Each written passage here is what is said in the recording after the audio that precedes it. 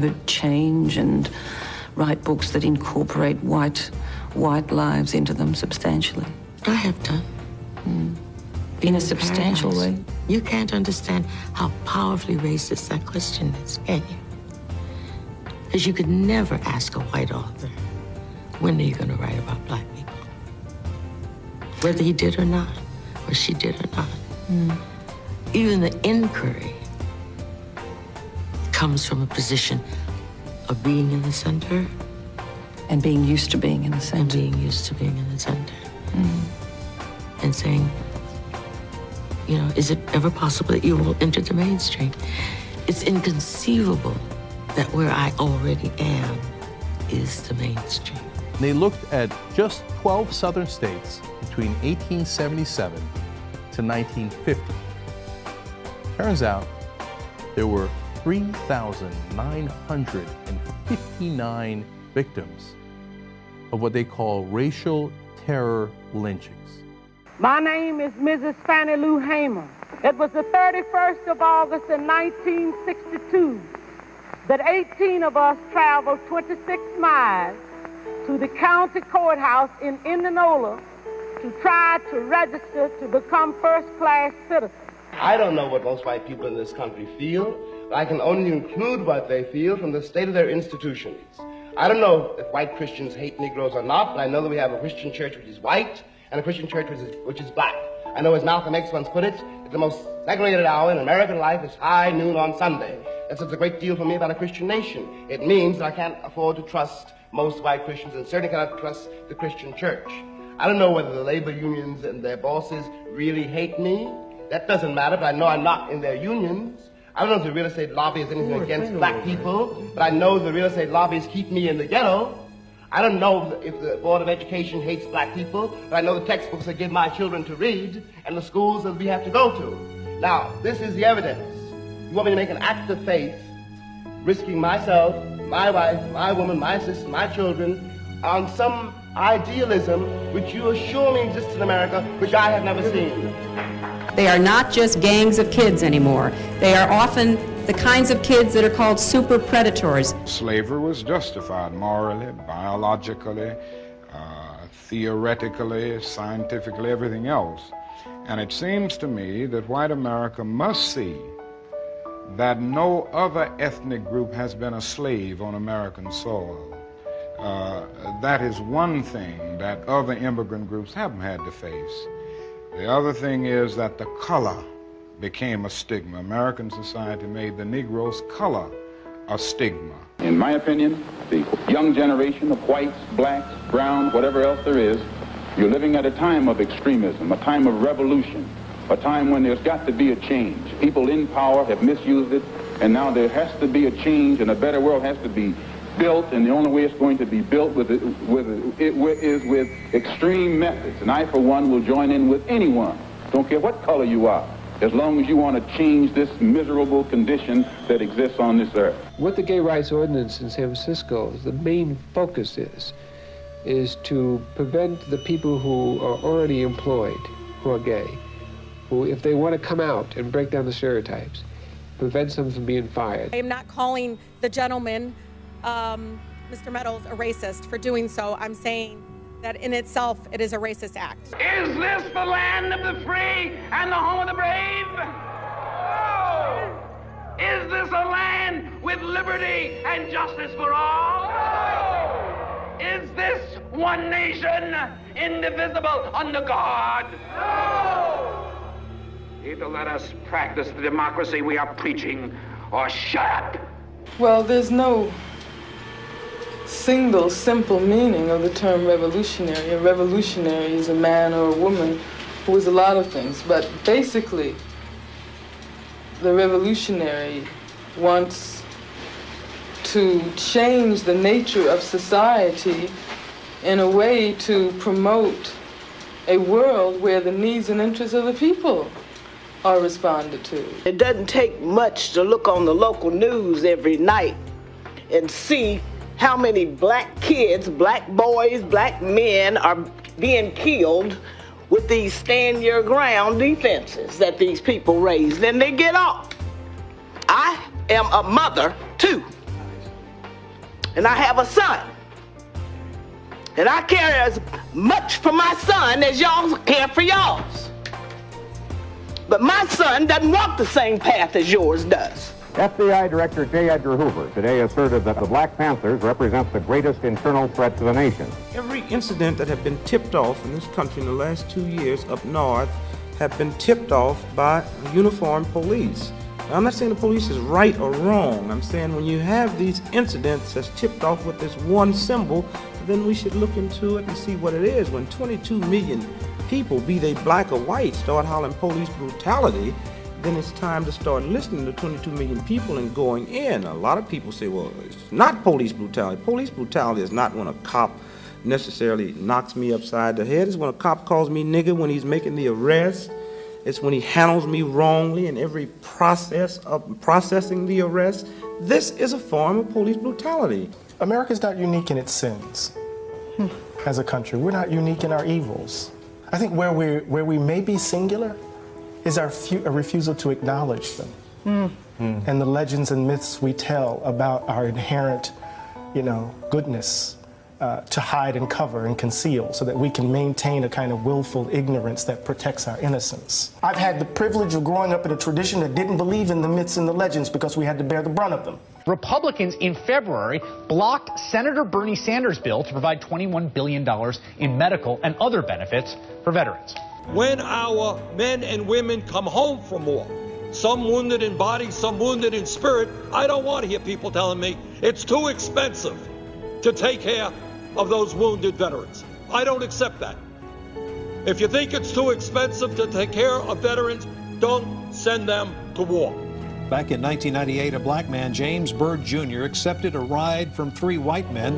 Instead of taking him home, they drove him down a remote Jasper County road, beat him and dragged him for 3 miles behind their pickup truck. I am, I think, quite disgusted, really, to be honest, that as Muslim legislators, we are constantly being asked to waste our time speaking to issues that other people are not asked to speak to, because the assumption exists is that we somehow support and are for, right? There is an assumption. So I want to make sure that the next time someone is in an audience and is looking at me and Rashida and Abdul and Sam, that they ask us the proper questions that they will probably ask any member of Congress. I think the only thing that's really changed is the black woman. If I love you, I can't lie to you. Of course you can lie to me, and you will. If you love me and you're going off with Maddie someplace, you're lying to me. Because what the hell do I care about the truth? I care if you're there. What Billie Holiday say, hush now, don't explain. All right, I accept that. Of course you'll lie to me, because I don't even want to care. What does the truth matter? And why are you going to be truthful with me when you lie to everybody else? You lied when you smiled at that cracker down the job, right? Lie to me, smile. Treat me the same way you would treat him. I can't treat you the way I must. treat him. You must. Because I've caught the frowns and the anger. He's happy with you. Of course he doesn't know you're unhappy. You grin at him all day long. You come home and I catch hell. Because I love you, I get least of you. I get the very minimum. And I'm saying, fake it with me. Is that too much of the black woman to ask of the black man?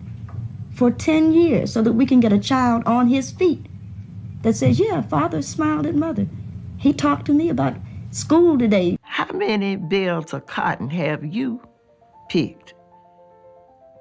How many beatings have you taken? He couldn't say nothing. Earlier today, we heard the beginning of the preamble to the Constitution of the United States. We the people. It's a very eloquent beginning.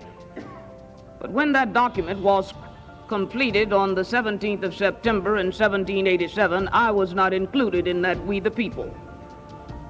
I felt somehow for many years that George Washington and Alexander Hamilton just left me out by mistake. But through the process of amendment, interpretation, and court decision, I have finally been included in we the people. A boy last week, he was 16 in San Francisco, told me on television. Thank God we got him to talk. Maybe somebody will start to listen. He said, I got no country, I've got no flag. Now, he's only 16 years old. And I couldn't say you do. I don't have any evidence to prove that he does. They were tearing down his house. We're talking about human beings. There's not such a thing as a monolithic wall or, some abstraction called the Negro problem. These Negro boys and girls who at 16 and 17 don't believe the country means anything that it says, don't feel they have any place here on the basis of the performance of the entire country. Now, Jim... No, am I exaggerating? No, I certainly could not say that you're exaggerating. My name is Legacy Garner, the daughter of Jim Miller and my dad, Eric Garner. No justice, no peace.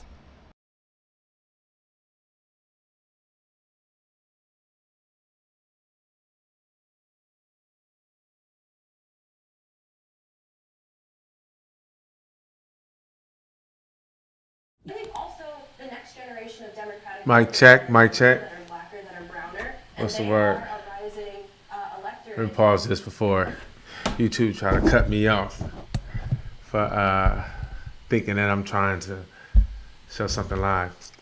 So, as you guys see in the title, today is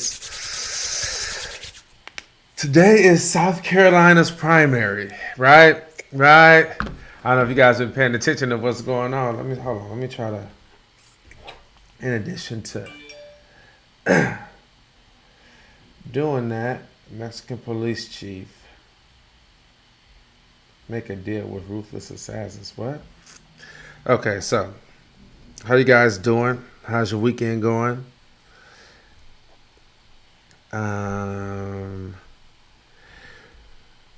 So I don't know if you guys know yet, but as it goes, Biden has seems like Biden has won.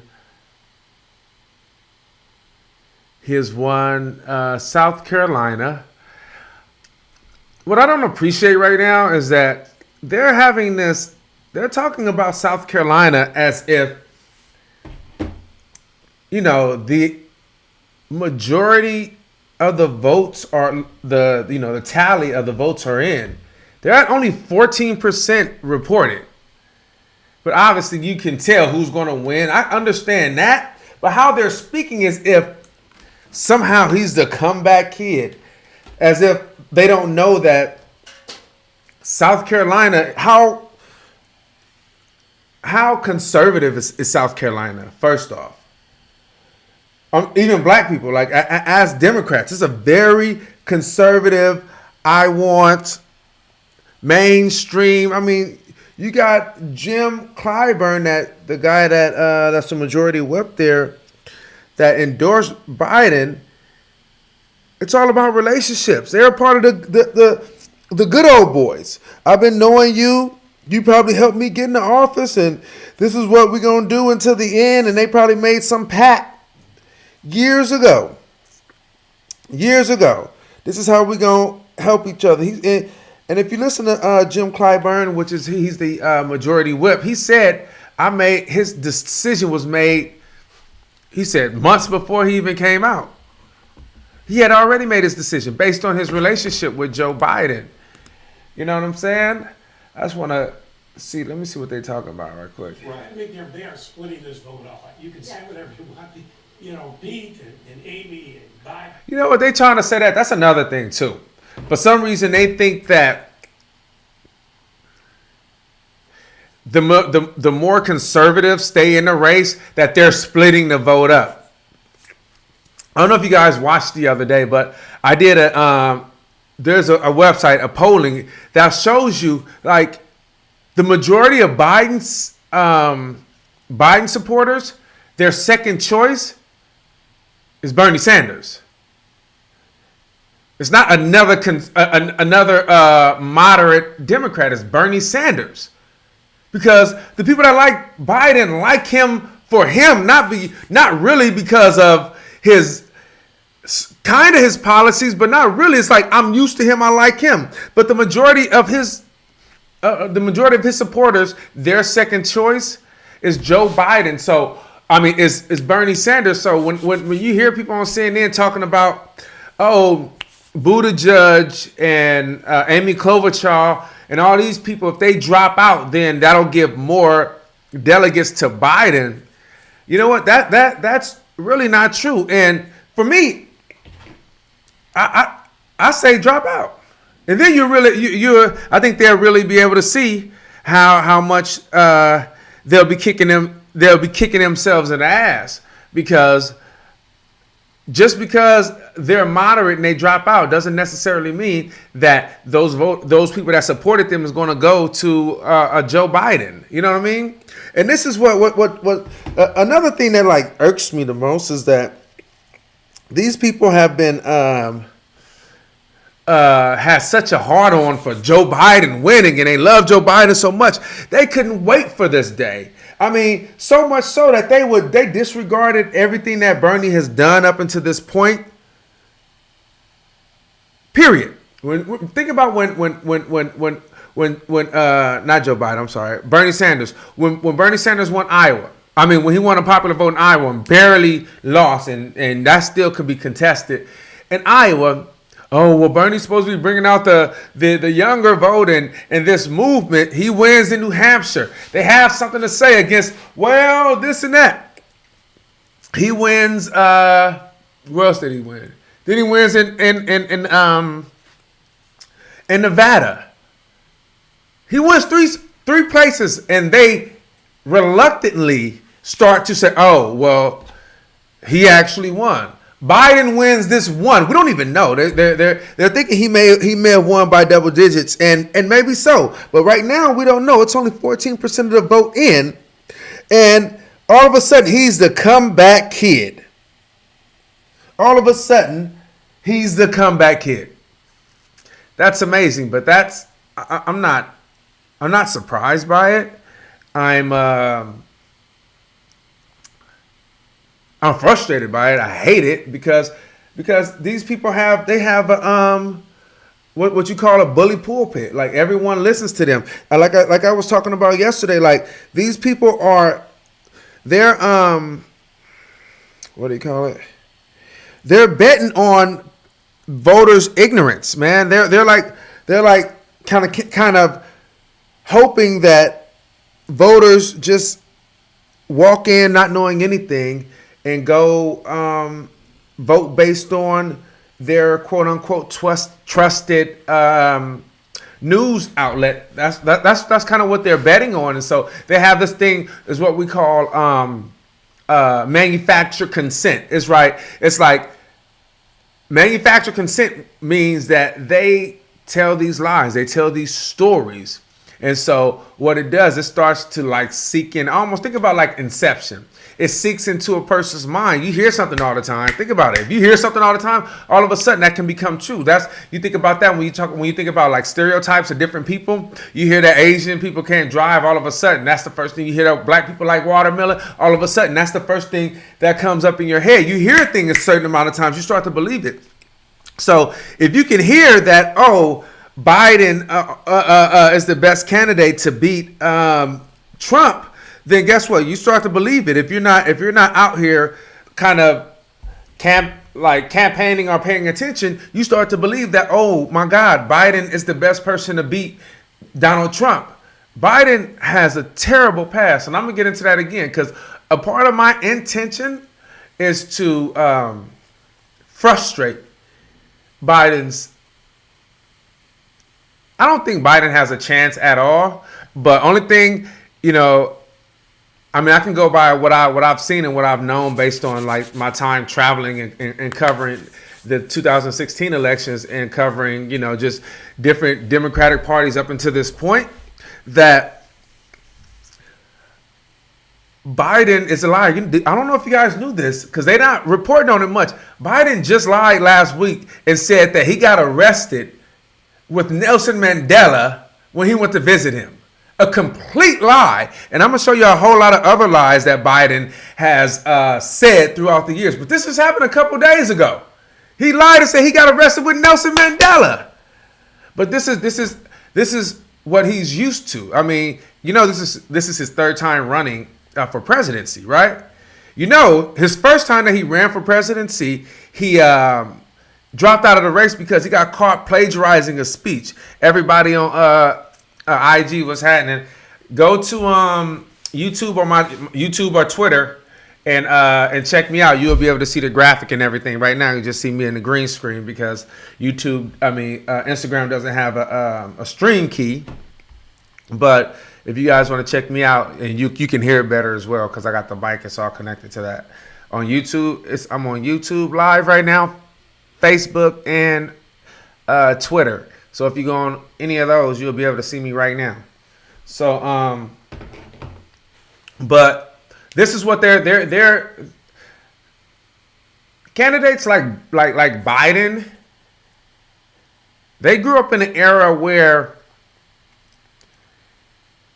there are only CBS, NBC, ABC, 3 news outlets. So that means that any information had to funnel kind of through that outside of like print, New York Times and things like that.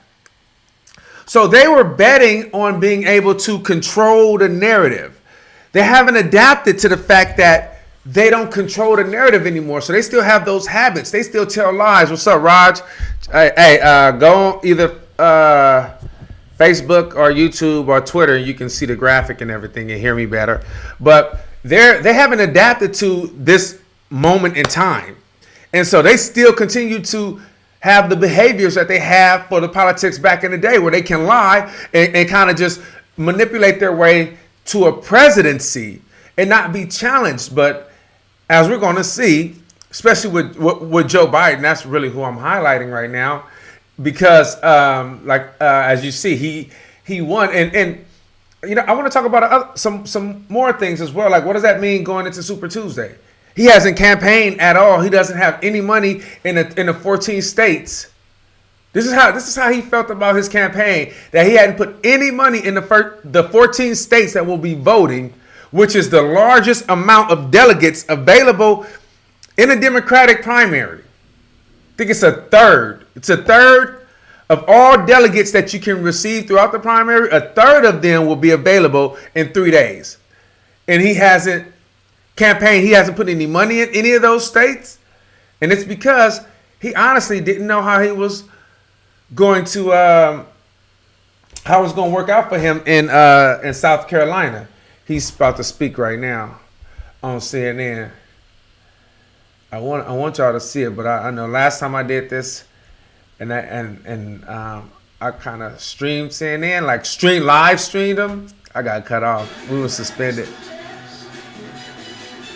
So he's just walking out right now, and he got this shit-eating ass grin on his face, as if he did something. I want to make it plain and clear that there's nothing about Joe Biden that I like. So when yes, I'm frustrated. I'm upset. I do, because he's a liar, because he's disingenuous.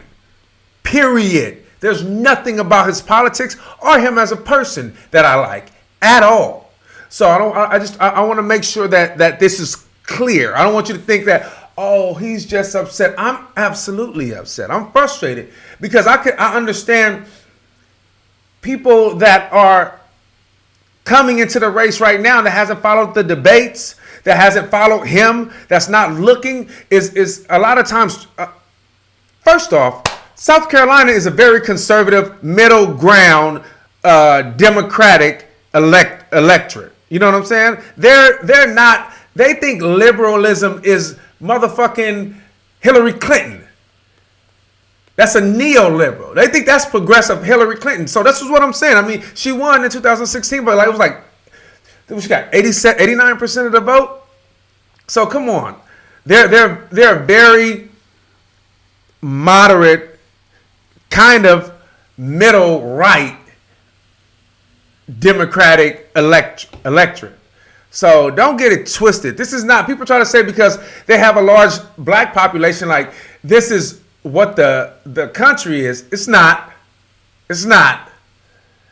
The majority of people out here voting is based on comfort. They're nervous. They're scared. And a lot of people aren't really paying attention to exactly what, let's say, who was that, Raj? Also, it's obvious that he isn't mentally fit. It's obvious, dog. Thank you for bringing that up, Raj, on Instagram.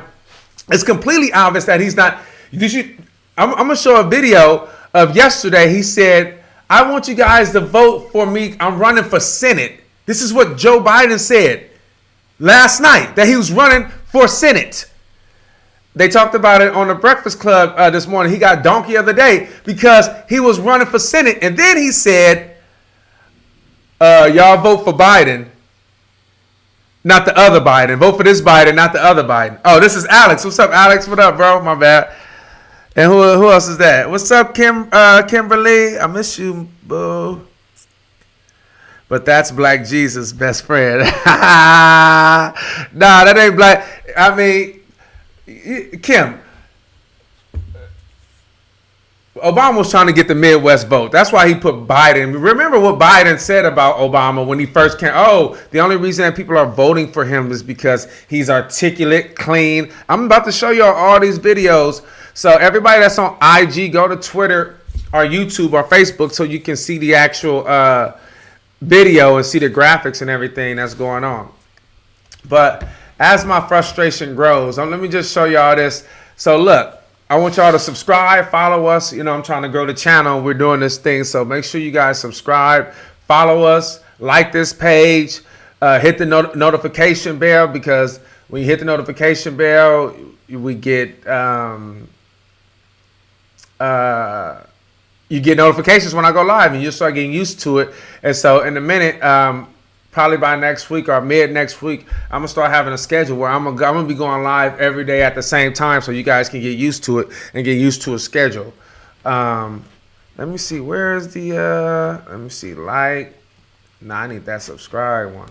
Hold on. I had this one in here. I'm just finding some stuff.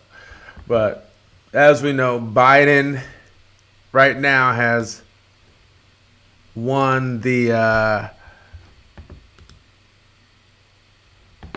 where's my subscribe? All right, maybe this is it. Biden has won. And first off, we don't even know what Biden won by, to keep it 100. Like, CNN is talking like they have the majority of the votes in. They only had 18% that's been reported. But they're coming at it like, oh, Biden has. Is that me? I ordered a pizza too, so the pizza may be in. So I ain't gonna get off, but I'm gonna like leave for a second. What's up, Chad? What's up, pimpin'? Hey, go on YouTube or Instagram or IG.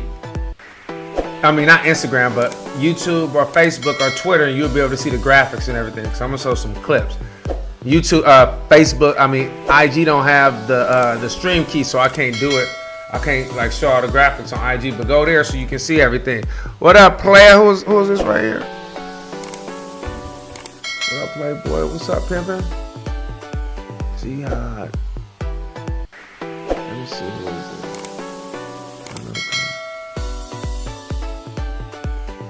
it? What's happening? What's happening, player? So I don't know if everybody know, but I'm out here. I just moved to New York a couple months ago. I'm out here, you know, just seeing what's cracking with it. But I just started this channel. It's called The Section. So I want you guys to all collaborate. Oh, Banana Kelly, what's up, pimpin'? What up, Brody? Hey, do me a favor. Go to either go to Twitter or Facebook and go to The Section, or go to my page and you'll be able to see it. You can see it with the graphics right now. You just see me with the green screen behind, but you'll be able to see everything. I want to show y'all some stuff because I need, especially black people, older black people need to understand why Joe Biden is not what this country needs moving forward. And he won't be. I just don't want you to waste your vote, because I'm gonna fuck what's going on right now in South Carolina. South Carolina is a very conservative, middle ground, democratic state. Doesn't matter what's going on with them. This guy Jim Clyburn and I respect him. I ain't got no problem. I don't got a problem with it personally, but I got a problem with a person saying, "Oh, because of my relationship with Biden, I'm endorsing." He understands his influence, and he understands what his endorsement how it will tilt a vote. And he said, just because of my relationship, with Biden, and I think not because of his politics and what he could do for this country and what he stands for, but my relationship, because I'm comfortable with him. I'm going to tell you guys to vote for him, because then we can go back to being, you know what? Black people wasn't comfortable and people of color wasn't comfortable before Trump came in. We was the same anxieties we have now we had before Trump got here. Trump is just a personified what do you call it? He's like our problems personified. He's like the issues that black people have been dealing with in America personified. Now you guys see it. Now everybody that's not a person of color see it. But we've been dealing with this. America don't look different today for us than it did when Obama was in, when it did when George Bush was in. We've always had this existence. Right now, it's just that you got a lot of liberal whites and moderates that's like, you know why they want Biden? Everybody hates Bernie and they want Biden because Biden is going to put everything behind a veil again. He's not going to change anything. He's just going to put it behind a veil where like I always say, you look at any of these pundits and they talk about what they don't like about Trump. Only thing they're going to talk about is lack of decorum. Oh, he curses and he does this. They benefit from his policies. They completely benefit from his policies. Period. They're part of the 1%. They love that shit. They know with Bernie, he's going to interrupt that. He's going to penetrate that shit. And he's really going to tax him. He's really going to open these programs that's going to really allow people to have a chance at the pursuit of liberty, happiness, liberty, and the you know what I'm talking about, right? So let me see where my piece at though. Where my piece at though. Hold on.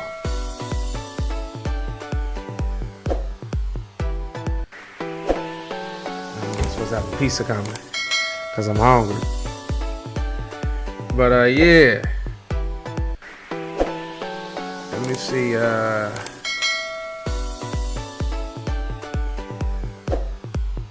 Tell them I'm on the ground floor, so hopefully.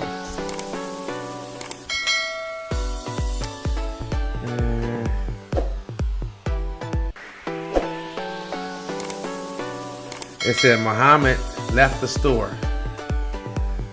Pause. My bad. I was just checking to see where Muhammad is. Muhammad is he's the delivery guy. Let me see what Biden's talking about though.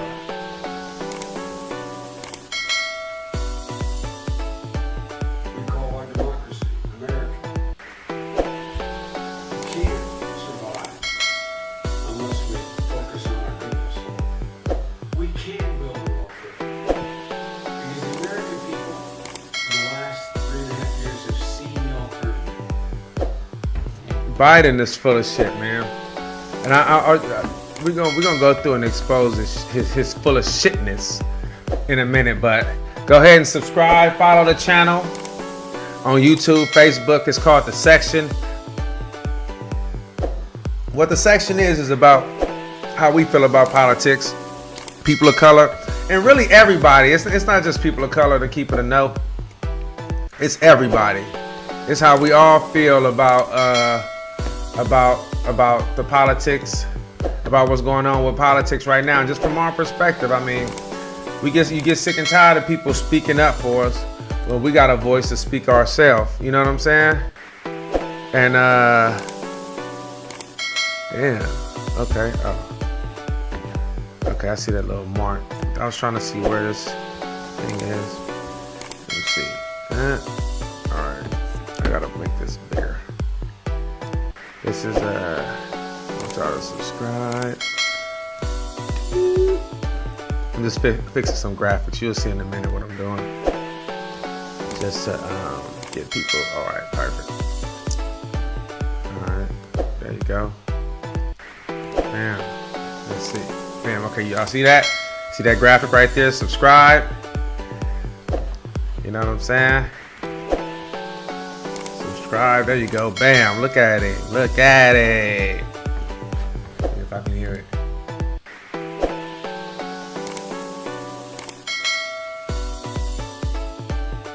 Oh shit! I didn't know that noise was on there. God damn.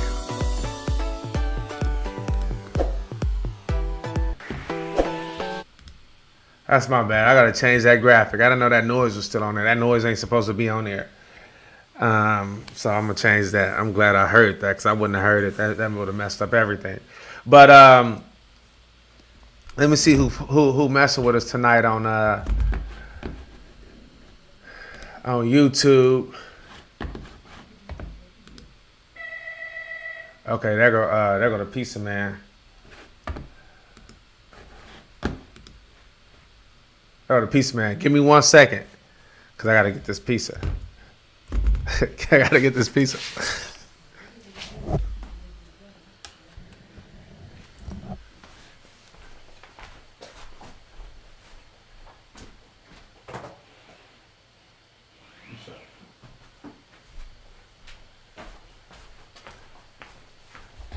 Come on, y'all look at this while I get some pizza. I don't think you will ever change and write books that incorporate white lives into them substantially.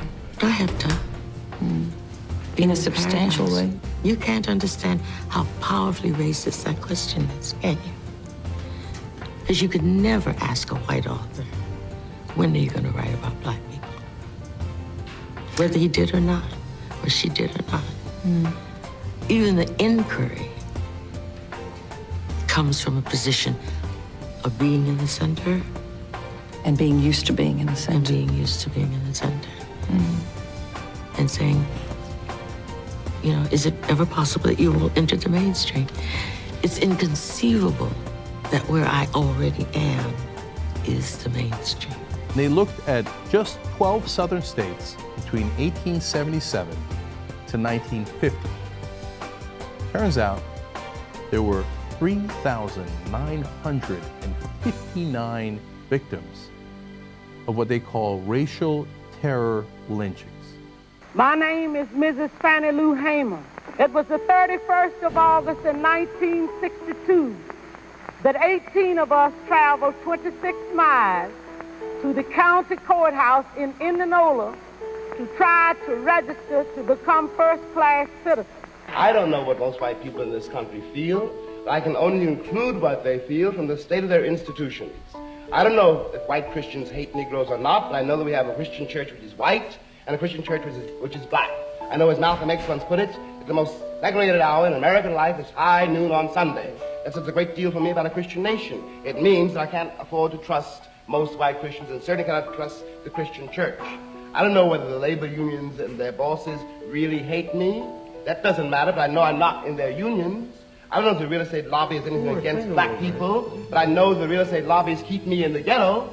I don't know if the Board of Education hates black people, but I know the textbooks they give my children to read and the schools that we have to go to. Now, this is the evidence. You want me to make an act of faith, risking myself, my wife, my woman, my sister, my children, on some idealism which you assure me exists in America, which I have never seen. They are not just gangs of kids anymore. They are often the kinds of kids that are called super predators. Slavery was justified morally, biologically, theoretically, scientifically, everything else. And it seems to me that white America must see that no other ethnic group has been a slave on American soil. That is one thing that other immigrant groups haven't had to face.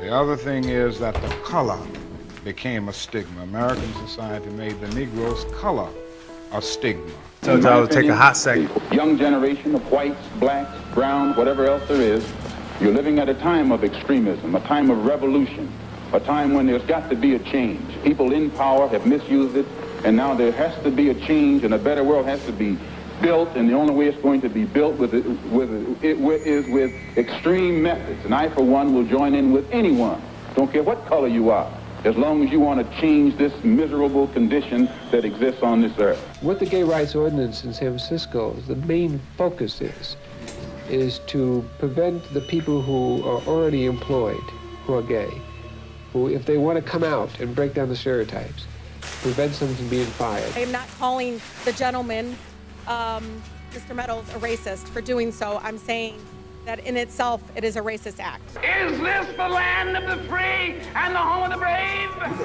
Oh! Is this a land with liberty and justice for all?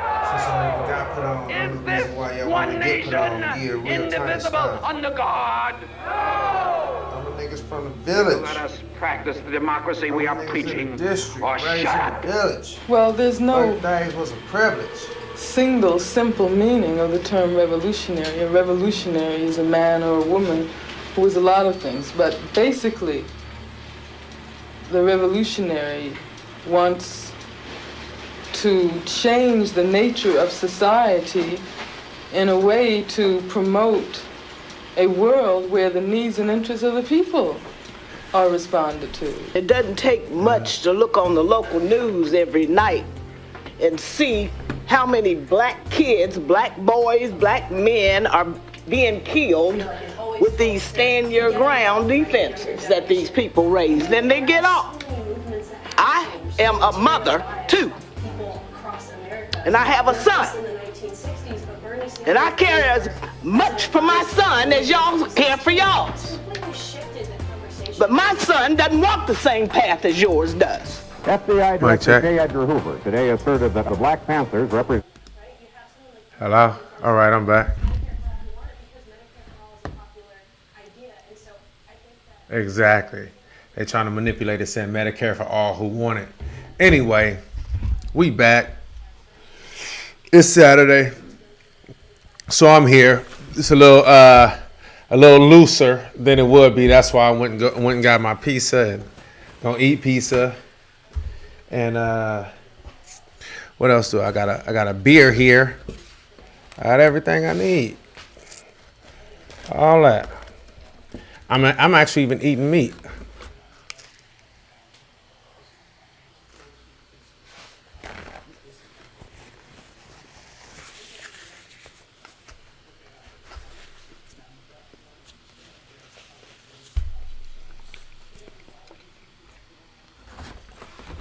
There's a couple people, I know Status Quo right now is live in South Carolina. Jordan is reporting live, talking to this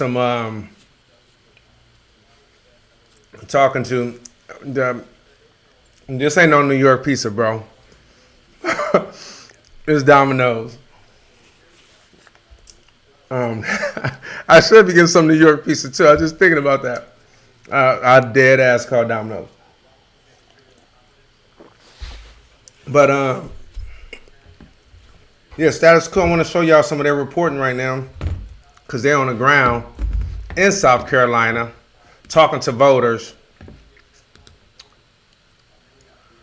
Let's see. Well, this is them yesterday.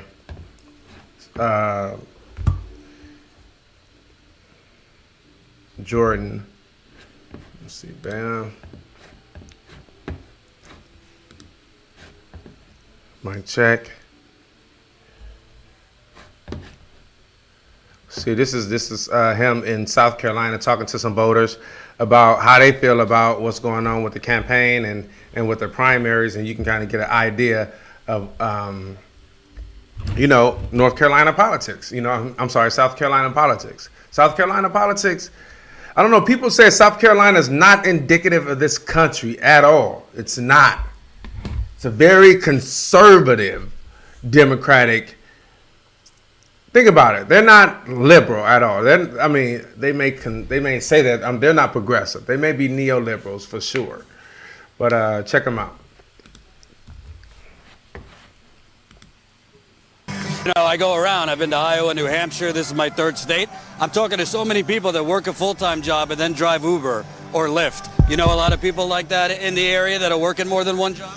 That, or, you either consider you might work two already, might, have another job. I think that's more common than people really seem to imagine it to be. And you seeing friends of yours that might have not been as involved in politics? Are they taking a look at Bernie, or they're sitting it out still? A couple friends, I see a lot of people I went to school with that, talking about voting in the primaries. So I think I would say it's a good chance, but this, like I said, it's a good turnout for South Carolina for middle of the day on a Friday. Yeah. For somebody that's not supposed to, be even on the map right here. They don't think that, people think like him, but it's a lot of people that do.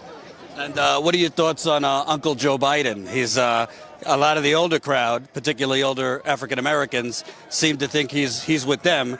But there's a couple things that have come out recently. He's, let's just say, stretched the truth about his record with civil rights.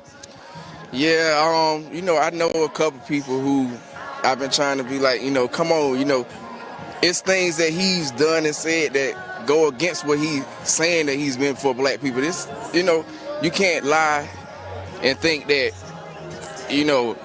we just supposed to turn the cheek and just act like, oh, well, he's still for black people. No, even the Jim Clyburn thing, I didn't like that. How you go on TV and make an endorsement something personal as if everybody out here don't even have their own personal story. What about everybody else? So, what's your name again? Johnny. Thanks, Johnny. Appreciate it. Yeah. My name is Eric Good from Orangeburg, South Carolina, and I watch you every day. Oh, thank you so much. I can't believe I'm seeing you in person. Wow. And I'm just a guy on the internet, don't worry. What do you think of Clyburn? I mean, he's endorsing Biden, but Biden has been lying about his civil rights record. He lied about his arrest in apartheid South Africa. Sean King has exposed him lying about I was in civil rights sit-ins. No, he wasn't.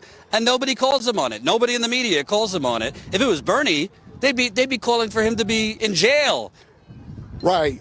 I'm going to get to that. We need you, Mr. Clyburn. Okay. And you've done great things, but we need that Health Center, Georgia Good Consumer Health Council. And Biden, I don't like how he talks about how we can't afford Bernie's plan when he hasn't shown how much his plan is going to cost. And they always say, and I want this documented, I guess it's documented through the media. They always say that we got a Medicare choice and you have to buy in. Why is it that we can't have Medicare, and if you want private insurance, then you buy into your private insurance? And I want the federal government not to regulate it, not to have any regulation. They can drop you and do as they wanted to before Obamacare.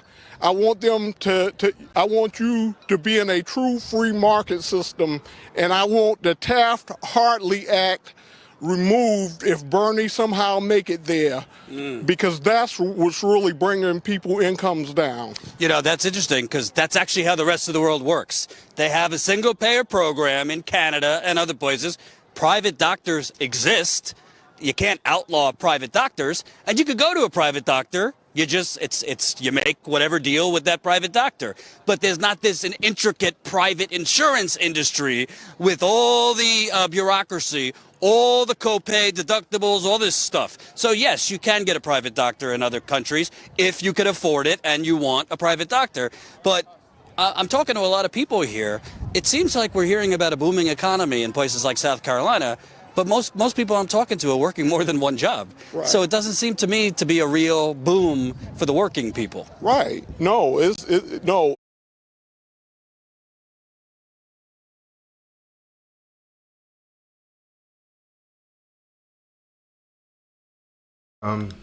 Just to give you some updates, I guess they're like showing about 56% of the tallies in, and Joe Biden is at 56%. Bernie is at 19%. So it does look like it's a win for Biden, which means that he won South Carolina. That's it. Excuse me. That's all it actually means. It means that he won South Carolina. He's already lost 3 states. And one, I would say, is more indicative of the country, Nevada, versus South Carolina. Because I think South Carolina Latino population is like, I don't know, like 2%. It's something crazy. I don't think there's many Asians there either. Y'all see me nitpicking? I'm trying to figure it out. But I think it's more, that's what it's more indicative of. But let's kind of get into some things that I want to talk about. And one of them is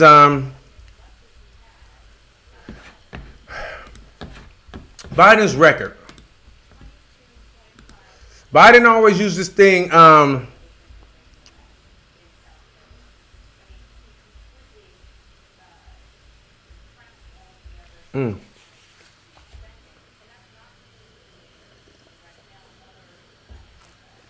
they're showing how much people spent. Steyer spent $22 million. Buttigieg, 2.8. Biden, 890,000. And Bernie, I think like 800,000.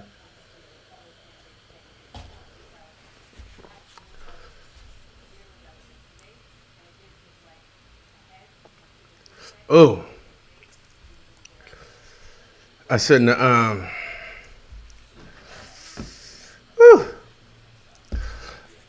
I ate too much pepper. Lord. What up, Eric?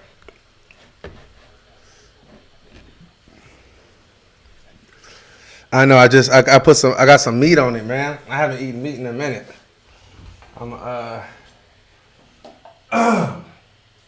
Give me some water. You know what I'm saying? But this ain't water though. This is oh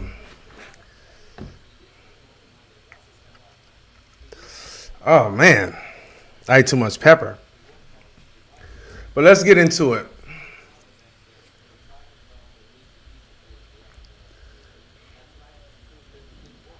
Tom Steyer is about to drop out of the race.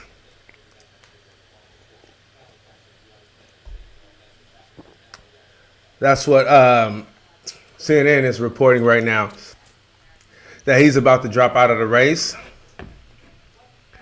But let's look at Joe Biden. This is something that Joe Biden did. A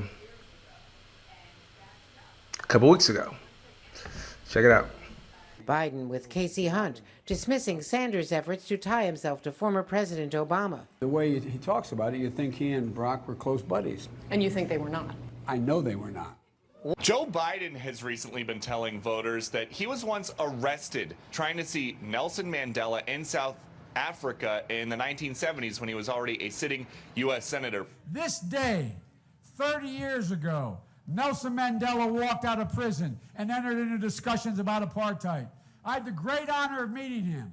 I had the great honor of being arrested with our UN ambassador on the streets of Soweto trying to get to see him on Robben's Island. I came back from South Africa trying to see Nelson Mandela and getting arrested for trying to see him on Robben's Island. He was in prison. But tonight, the New York Times reviewed all available records and can't find any evidence of that arrest actually happening. Period. It's never happened. Period.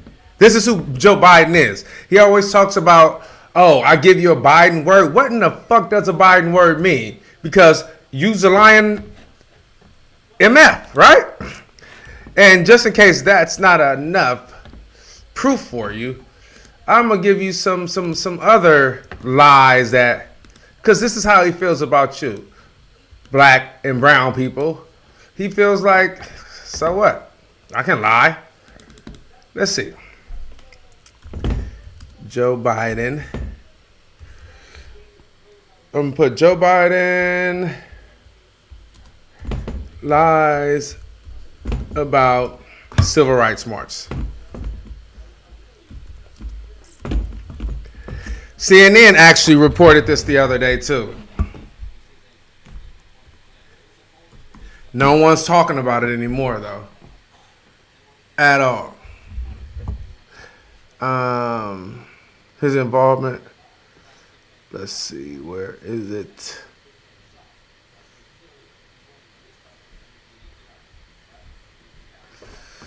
Panel laughs, right? Let's see. I think this is it. Here you go, right here.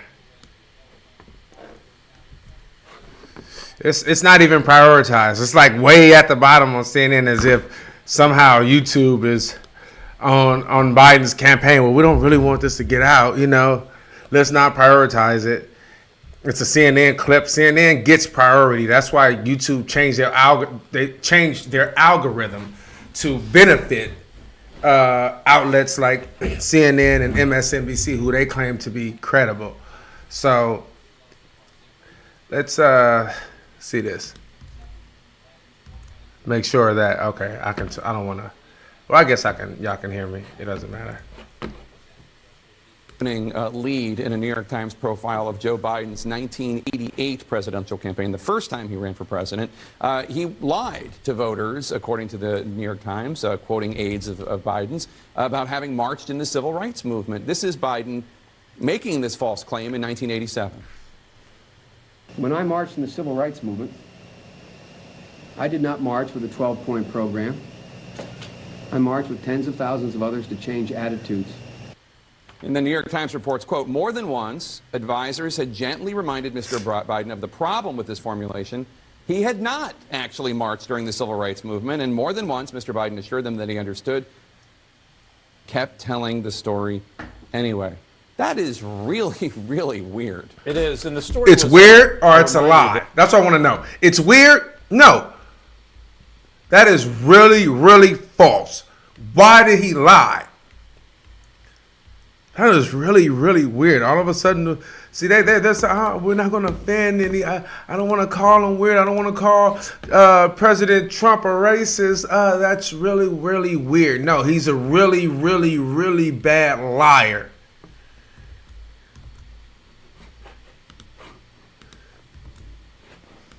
That in that 88 race, he was one of the younger candidates in the race. He was 44 years old. He was the new generation. But, if you haven't read the book of What It Takes about the 1988 campaign, rich chapters of Joe Biden and others, but it does point out a problem, a challenge for Joe Biden. Has he fixed that issue? When he gets very comfortable out on the stump, speaking and other things, he has tended to embellish. He has tended to embellish a lie. Make things sound slightly rosier than they are. Now, his aides went back to say, look, he was in office marching for the idea of civil rights, but was not actually marching in the streets. But he was in the office marching for the idea, is what his staffer said. Let's see, did it sound like he was talking about marching for the idea of civil rights? When I marched in the civil rights movement, I did not march with a 12-point program. I marched with tens of thousands of others to change attitudes. And the New York Times reports, quote, more than that don't sound like I'm not marching with tens of thousands of others. Where's the rest of the tens of thousands that was marching for the idea in the Senate? Or, come on, bro. He was 44 years old. He was the new generation. But, if you haven't read the book of What It Takes about the 1988 campaign, rich chapters of Joe Biden and others, but it does point out a problem, a challenge for Joe Biden. Has he fixed that issue? When he gets very comfortable out on the stump, speaking and other things, he has tended to embellish. No, he's intended to lie. When he gets real comfortable, he has lied. And we're going to get into some more lies in a minute, because Joe Biden lies a lot. But I give you a Biden's word. I give you a Biden's word. That's what he always says. I give you a Biden's word. How profitable is a Biden's word is what I want to know. How significant? How much weight does a Biden's word hold? Well, based on tonight, it holds a lot. It's probably not even a Biden's word. I would say Jim Clyburn.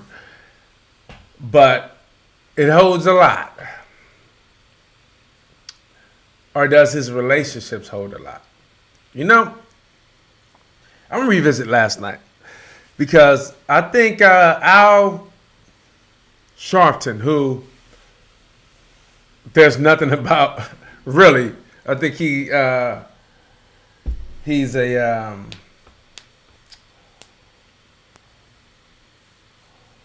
what he is, I'll keep to myself right now. But I don't. A lot of times, I don't think he's genuine. Every now and again, he becomes genuine, and I think the other night when he endorsed Bernie Sanders, it was a genuine moment for him. But yeah, and I want y'all to see that. And it would almost seem like all of a sudden he's genuine. He's never been genuine to you before, but now he's genuine. And I would say yes. I think both can be true in the same moment. You can have a disingenuine person in the moment be genuine. And I think in that moment he was genuine.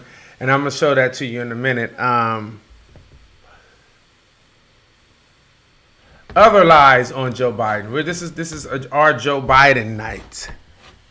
Let's talk about why his first race, 1988. The reason why he dropped out of that race. What happened to Joe Biden? So right now, we already know that Joe Biden has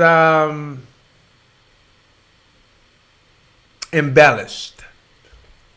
Happened to embellish a lot when he gets comfortable on the stage. This is what they say. That's what he happens to do, right?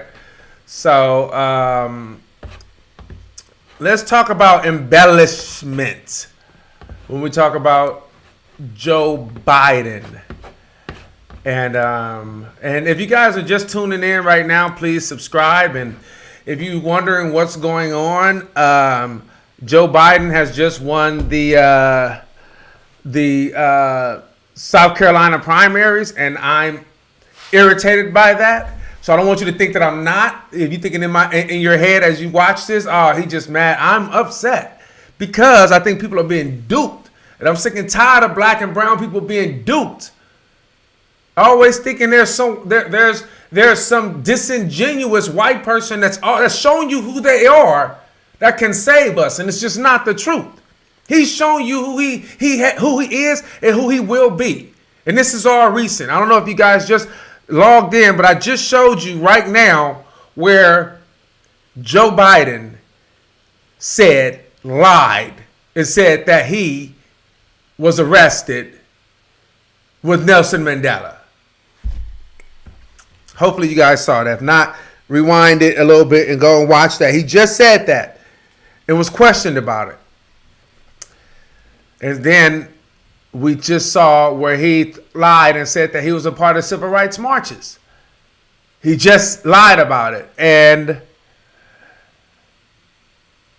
we shown that. The news isn't talking about it. They just so happy and they're like, ooh, my paycheck, I ain't gonna get no money snatched out of my pay. It's almost like tax time. Joe Biden wins. That means, oh, I'm gonna get a high tax return. If Biden wins, my tax return gonna be right. This is what they care about right here. People on the news. Joe Biden winning does a lot for their pockets. Period. They know that they know that Bernie isn't with that. Okay, let me go. Let's see. Joe Biden plagiarized. Plagiarized his speech. The thing that knocked him out of the 1988 campaign. I think Washington Post does a real good parallel, a good side by side of lies and scandals. What Joe Biden conventionally forgets from Obama's 8 years. Let's see.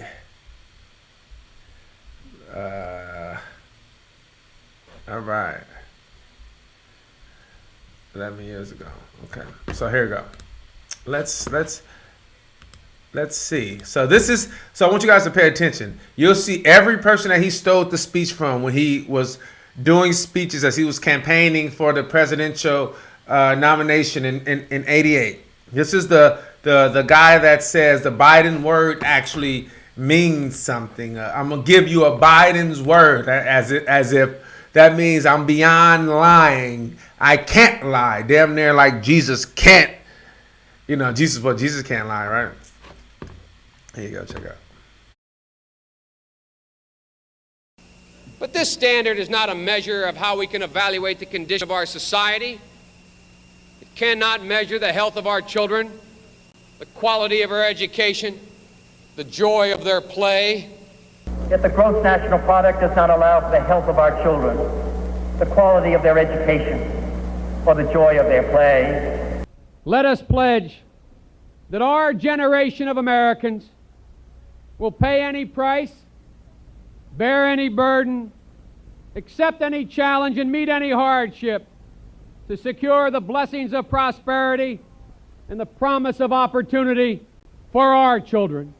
We shall pay any price, bear any burden, meet any hardship, support any friend, oppose any foe to assure the survival and the success of liberty. And I started thinking as I was coming over here, why is it that Joe Biden is the first in his family ever to go to a university? Why am I the first Kinnick in 1,000 generations to be able to get to university? Why is it that my wife, who's sitting out there in the audience, is the first in her family to ever go to college? Why is Glenys the first woman in her family in 1,000 generations to be able to get to university? No, it's not because they weren't as smart. It's not because they didn't work as hard. It's because they didn't have a platform upon which to stand. Does anybody really think that they didn't get what we had because they didn't have the talent or the strength or the endurance or the commitment? Of course not. It was because there was no platform upon which they could stand. Look at that. There was no platform in which it was for them to stand. And everybody that's on Instagram, go on Facebook or Twitter or YouTube and go to either mine or the section so you can see the graphics and the videos that I'm showing. Because right now on IG, you can't see it.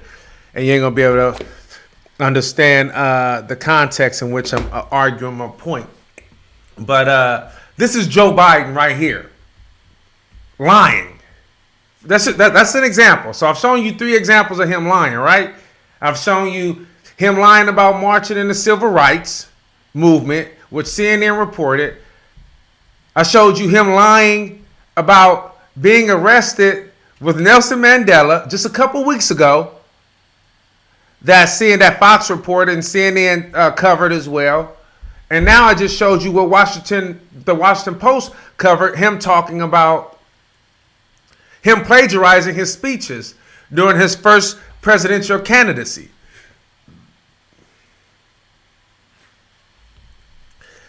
Now I'm going to show you a video I did. This is a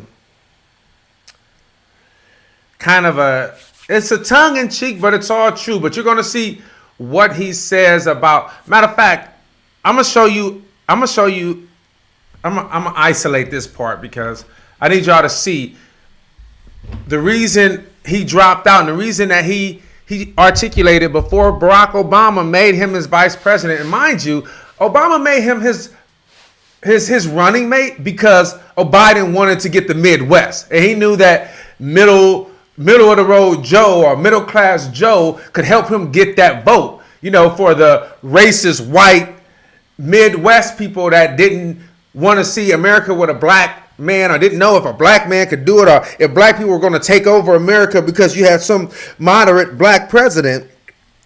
He needed a white guy to set those fears at ease. And that's what he did. What's up, LaShawn? Hey, LaShawn, go to my Facebook or my YouTube or IG so you can see the graphics and everything, mama. And so that's why he got Joe Biden. But let me show you something what Joe Biden said about Obama and why people were gravitating to Obama back in 2008. Because I think shed more light. And this is all about hating on. I don't like Biden at all. I think he think our vote belongs to him. I think he feels that he doesn't have to work for anything. I think he thinks that he's already earned. He thinks that he's done enough for us already. That he should have our vote. Based on what? Oh, my firewall. His whole thing was his firewall, as if black people was a monolith. Like every black person are going to vote his way in South Carolina or anywhere. He started spewing this out after Iowa. Oh, my firewall. Like he was guaranteed to get all the votes.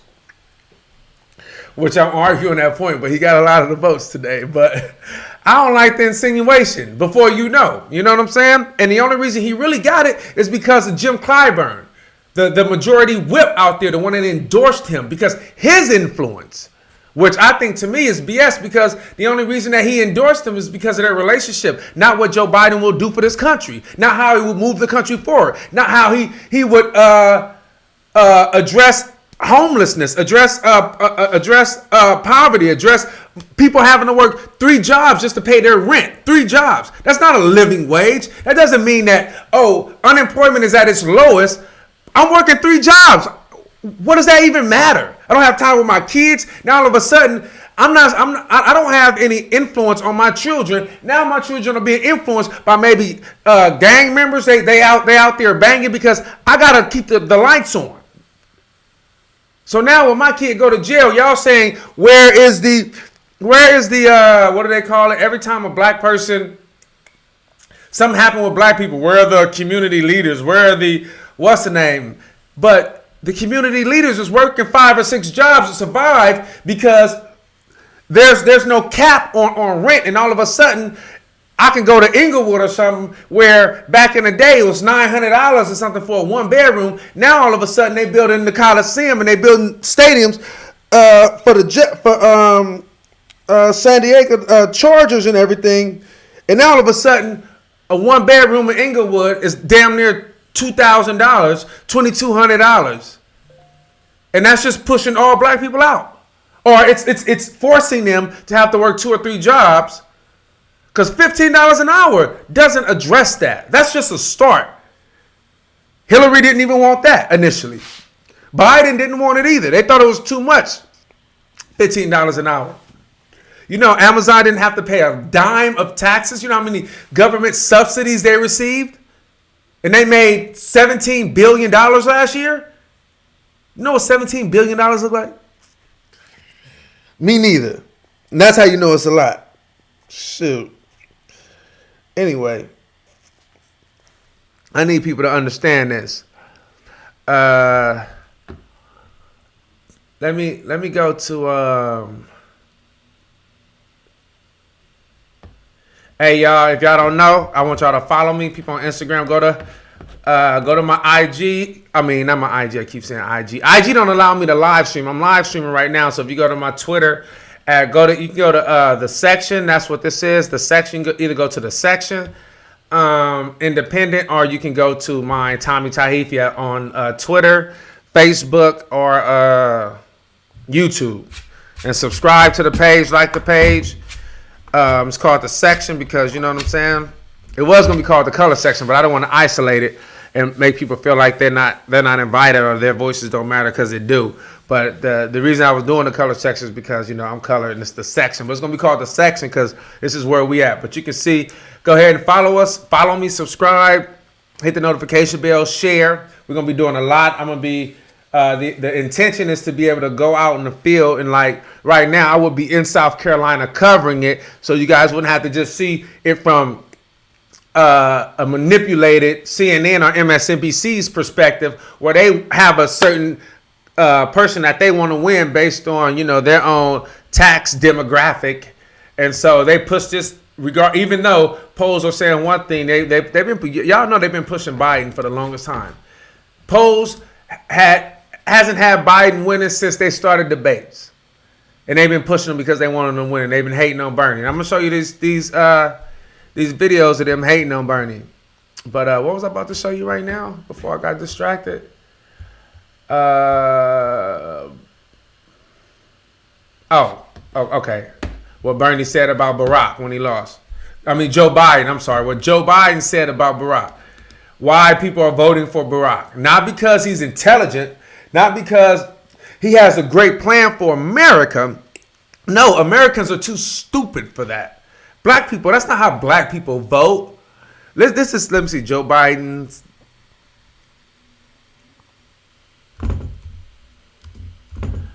Obama, 2008.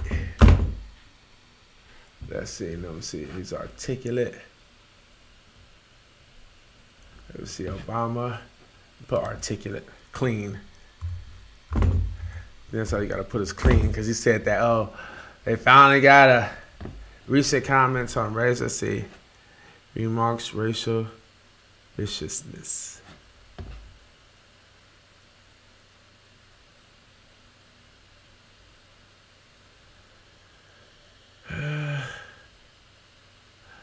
Here it is right here. Check it out. This is what he said about Obama. Why people will vote for Obama. Not because we feel that his policies address the issues that we care about. Not because he's smart and he seemed like he would unite the country. No, not because of that. This is why people like Obama will vote for Obama. Just help you out.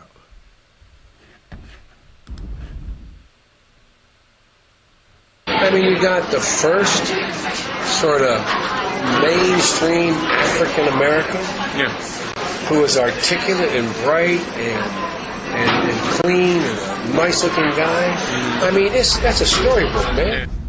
That's a storybook, man. You hear what he's saying? That's a storybook. Let me read what he said. He says, I mean, you got the first.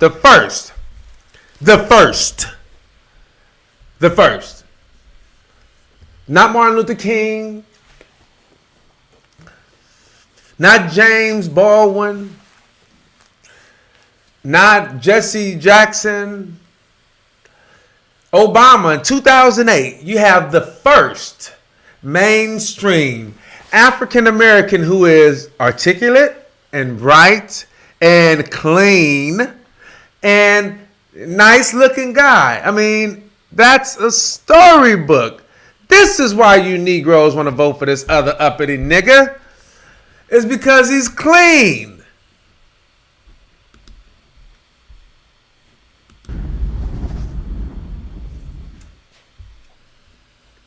I mean, you got the first sort of mainstream African American who is articulate and bright and clean and a nice looking guy. I mean, that's a storybook, man. Look at that. Look, that's a storybook, man. Ain't no other reason they gonna want some Negro. He look at him. He looks like us. He talks like us. That's why. Not about his policy. Okay, IG. I'm about to go. So y'all follow me. Go to the other platforms, Twitter, YouTube, and Facebook, and I'll be on there. Come see me. Come holler. But this is why. So now this is a video that I did a while ago, and it was just like he was just doing some off the wall shit. So I just did a kind of a montage of Joe Biden's his politics and how he feels about black people. I feel. Check it out. Rush, member of Congress, said the other day, I'm ashamed that I voted for the 94 crime bill. You ashamed of that bill? Not at all. And in fact, I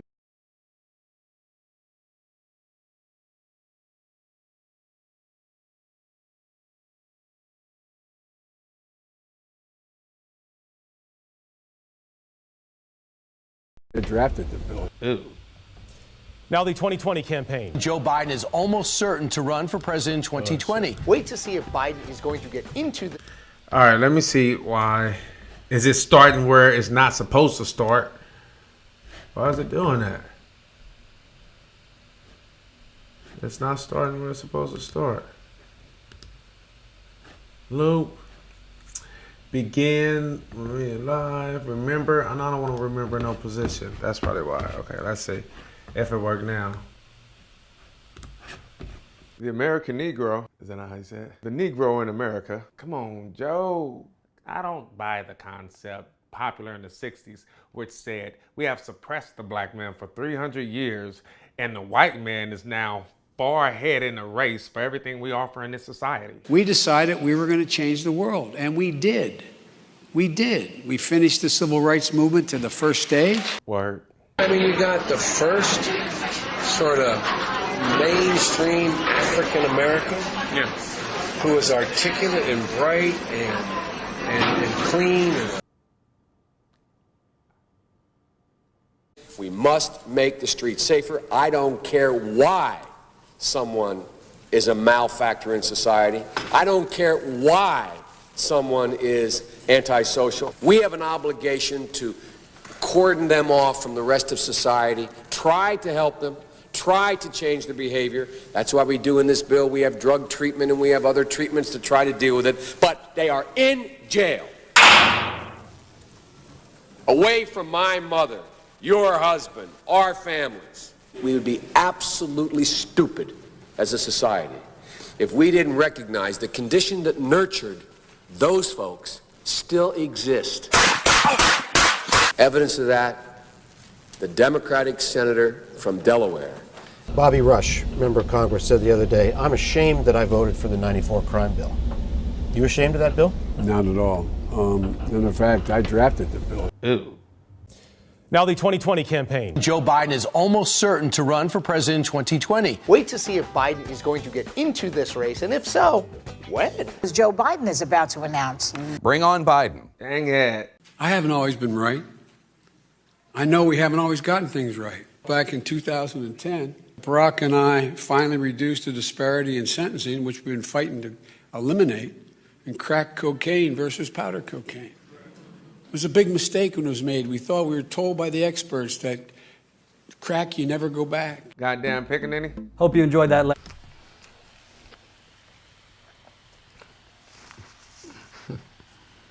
Goddamn pickaninny. Crack was whack. That's what the experts told you. Crack was whack. That was a lie.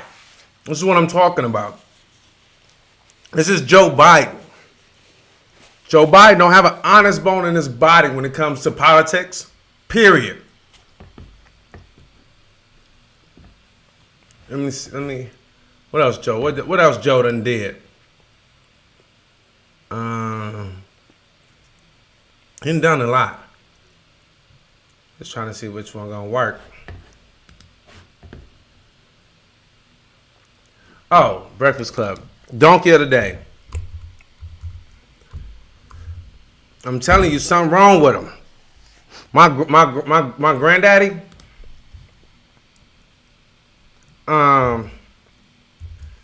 When he had Alzheimer's, I remember how initially, because he was still staying on 124th Street in Compton, and they kept calling us like your granddaddy, like Roman, like something was wrong, because they would look out for him, because like he been there our whole life. I lived there. I was on the 124th till I was like 3. Then we moved to Eugenia Village, and I was raised there. But everybody knew him, so they would see him roaming random. So they would hit my aunt like, something while he roaming, and she would check him out, and he would like cuss at her, but she didn't know what was going on, so she would be like, whatever, because when everything was right, he still was mean in the mud. I remember one time my father told me that he chased him out the house with a 12-gauge shotgun. So they was used to him being an asshole, but so initially they didn't know, but then they found out that he had Alzheimer's. And the things that he was doing initially, you see Joe Biden doing. And so this is an example of Joe Biden. Here you go. Joe Biden, in the beginning stages, I think, of some type of Alzheimer's or, dementia. Let's see. And this is not a joke. I'm not being funny right now. This is for real. This is just based on his actions. Whole lot of stuff that he's been doing, forgetting, rambling, Sam Malarkey.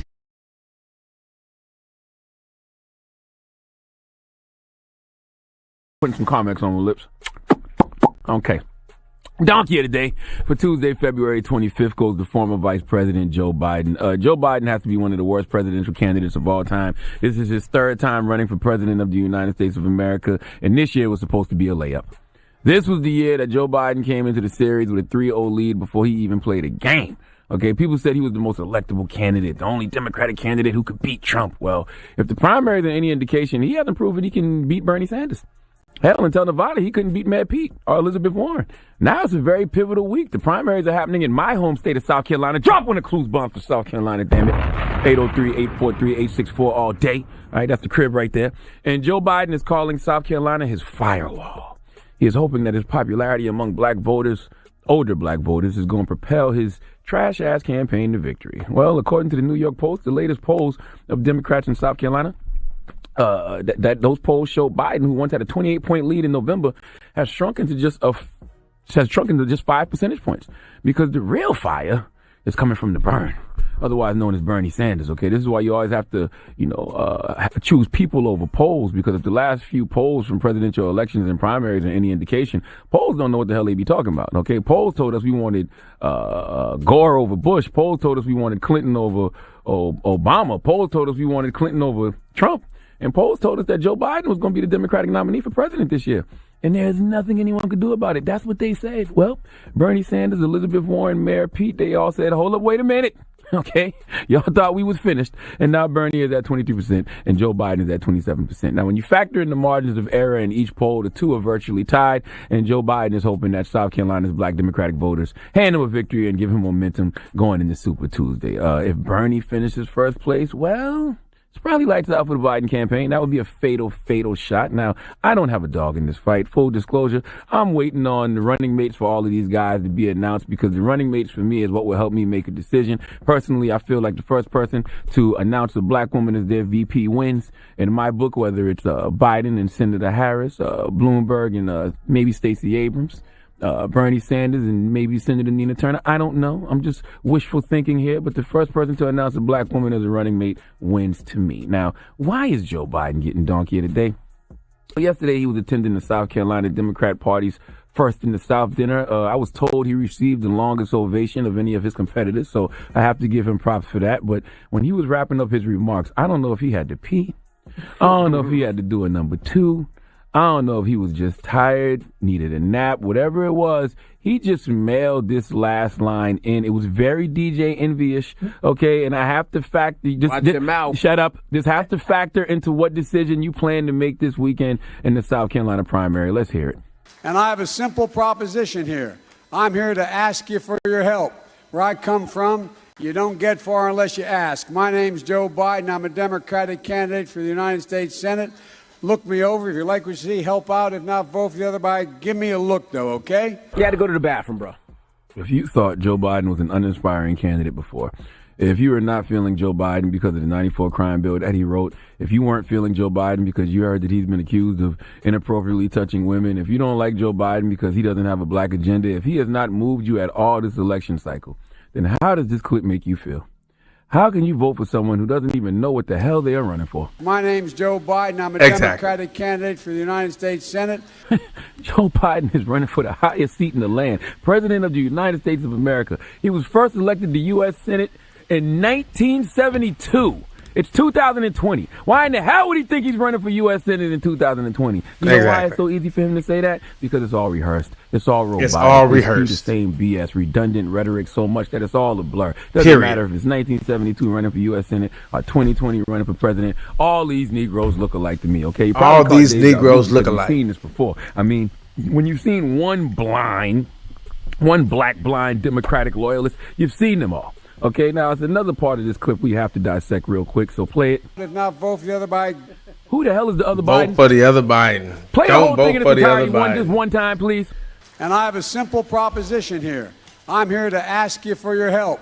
Where I come from, you don't get far unless you ask. My name's Joe Biden. I'm a Democratic candidate for the United States Senate. Look me over. If you like what you see, help out. If not, vote for the other Biden. Give me a look, though, okay? Who the hell is the other Biden? Play that for me in HD. I have to make sure I'm hearing what I'm hearing. If not vote for the other Biden. You know the other Biden.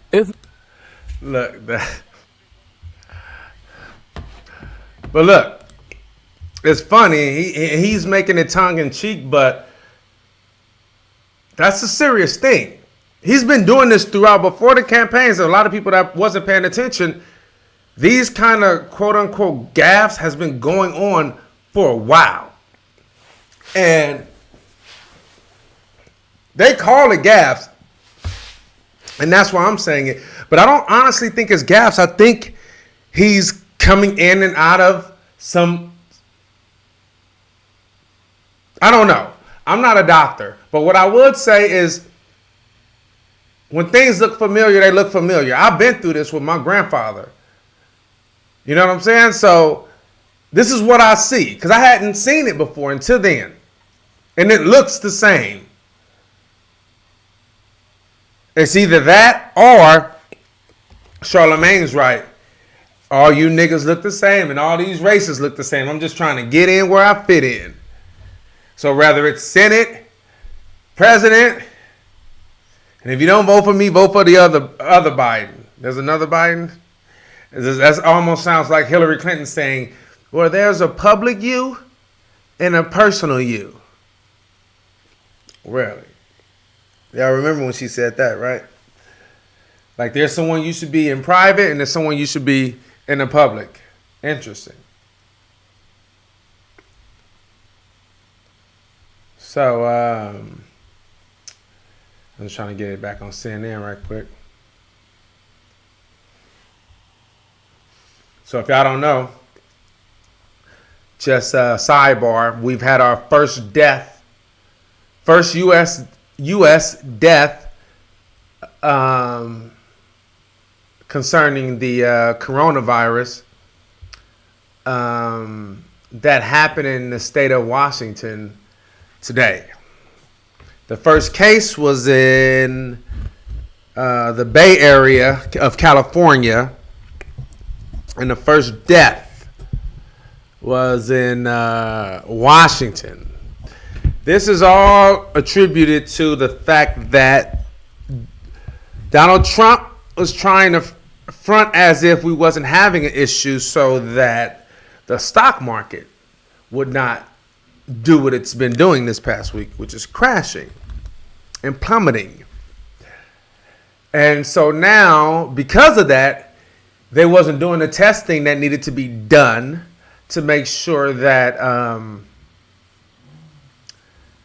we were safe and we were prepared. So if once it did come, so now we're about a month and a half behind of testing. So by the time we, I think, catch up with everything, we're going to have a lot of people affected, not even knowing that they're affected before they're quarantined, before they're blocked off. And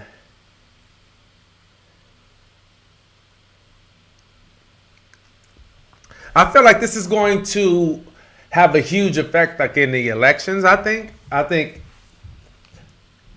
it's a couple of things that can happen.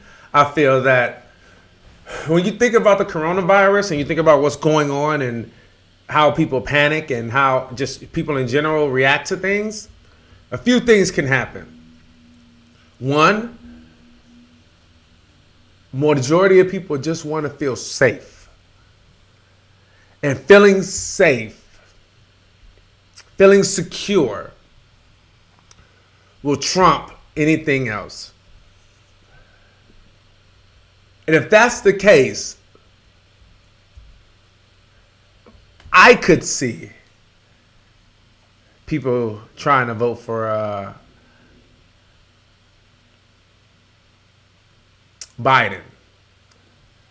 Based on, the reason I say that is based on what everyone's been saying and talking, this is what we're used to, let's go back. And if you think about a virus that's killing people, and if it becomes a pandemic, I can see how that can be manipulated onto the news and people wanting some type of security, because if it becomes a pandemic and they widespread and people have to stay in their homes, and Japan yesterday canceled all primary schools. If that happens in the US during the primaries, the majority of the time when people back are against the wall, if the plan B is there, they're reaching to the plan B. That's why plan B is so detrimental to a person succeeding and doing things that they've never done before, changing the world, being influential and putting their foot down. Plan B's destroys and erodes all that when you have a plan B. Because people will reach out to a plan B in a time of panic. And if you have a pandemic, that's the time of panic. And the easy plan B would be Biden, because we're used to it. Because Trump will lose, period. Let the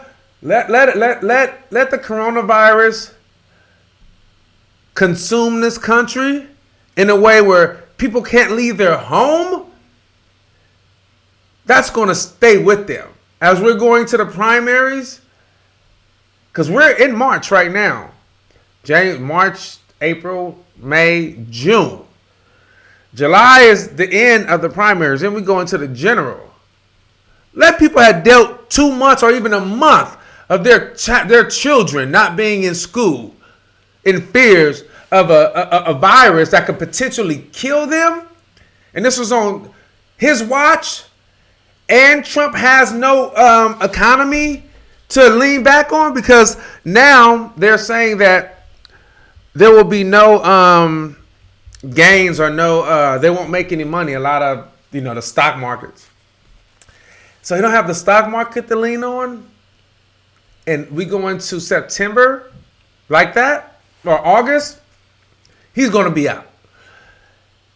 And if people are struggling with this during the primaries, I can see people leaning towards something that look familiar. Because a revolution is what you want to do let's do it. We doing it, fuck it.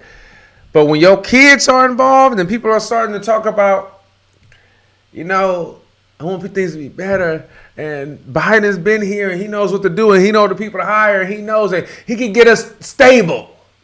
And I just want to be stable because I want to live. And you're getting all this fear mongering because MSNBC and CNN, they know how to fear monger. And they'll get these pundits on there and talk about these old elected officials who talk about, oh no, we just need somebody because, Trump couldn't do it because Trump shouldn't have been in there. We need someone that knows the White House, and Biden knows the White House. He spent 8 years and he knows who to get to make everyone feel comfortable again.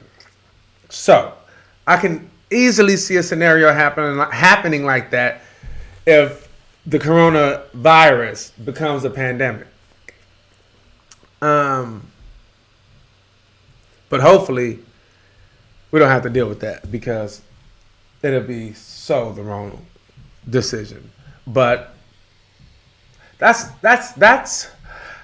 almost Biden's only way forward, really, is a pandemic, which is terrible, because we don't need that, because the country is shifted and he doesn't get that. And why wouldn't he get that? He still thinks it's 2008. I'm telling you, his mind ain't right.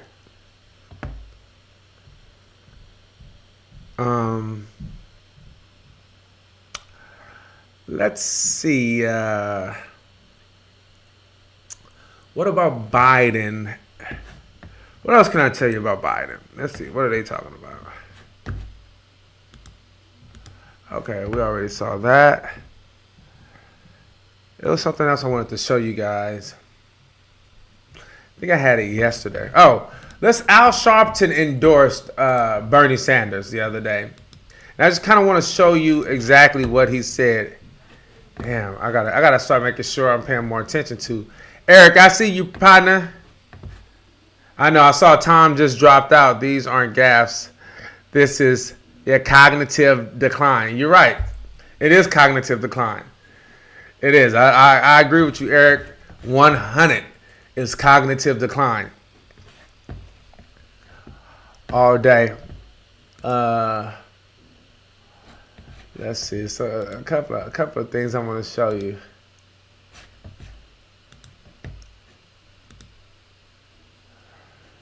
That's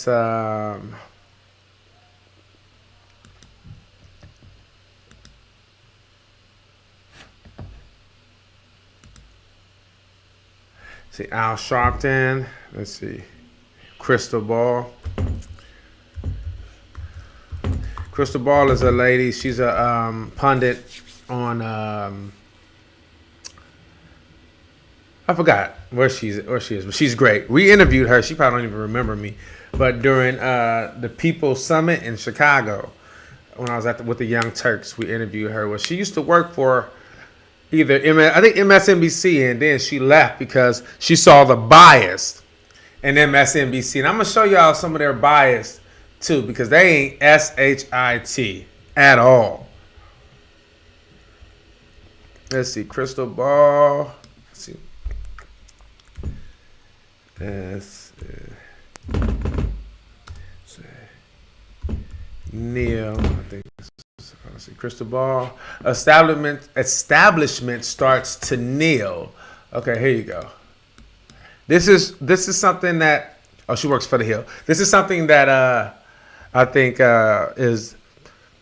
When I said I thought that Al Sharpton did something great the other day by endorsing Bernie Sanders, but his reasons why I thought is more important to kind of discuss and talk about.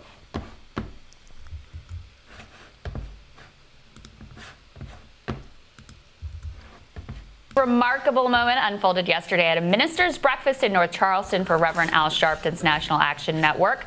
At a time when Bernie Sanders has been facing a media onslaught and a candidate pile-on over comments about Fidel Castro's literacy program, Bernie found a very unlikely and highly effective, I have to say, defender, Reverend Al Sharpton himself. The civil rights movement always was targeted by those that would use the Red Scare. They accused Dr. King of being a communist. Every major leader in the 60s, they tried to call socialists a communist.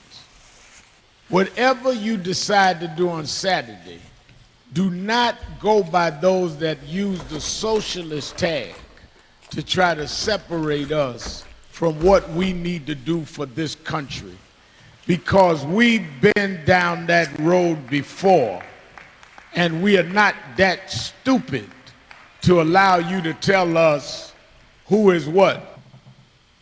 Now, honestly, I couldn't really tell you just how important a validator Reverend Al is within the black community in South Carolina at this point. But I can tell you his message was compelling and that Bernie Sanders could use more trusted validators making a similar case as he seeks to move from being a movement candidate to calming the nerves among older voters who have been the most skeptical of his positioning. But there was something even more interesting about Reverend Al's decision to go to bat for Bernie Sanders. This is a man who, maybe better than anyone I've ever met, understands power.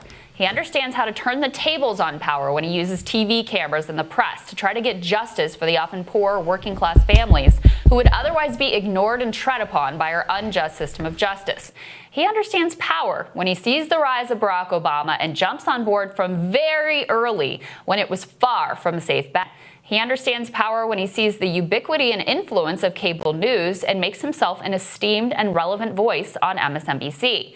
And that introduction of Bernie Sanders was yet another recognition of power.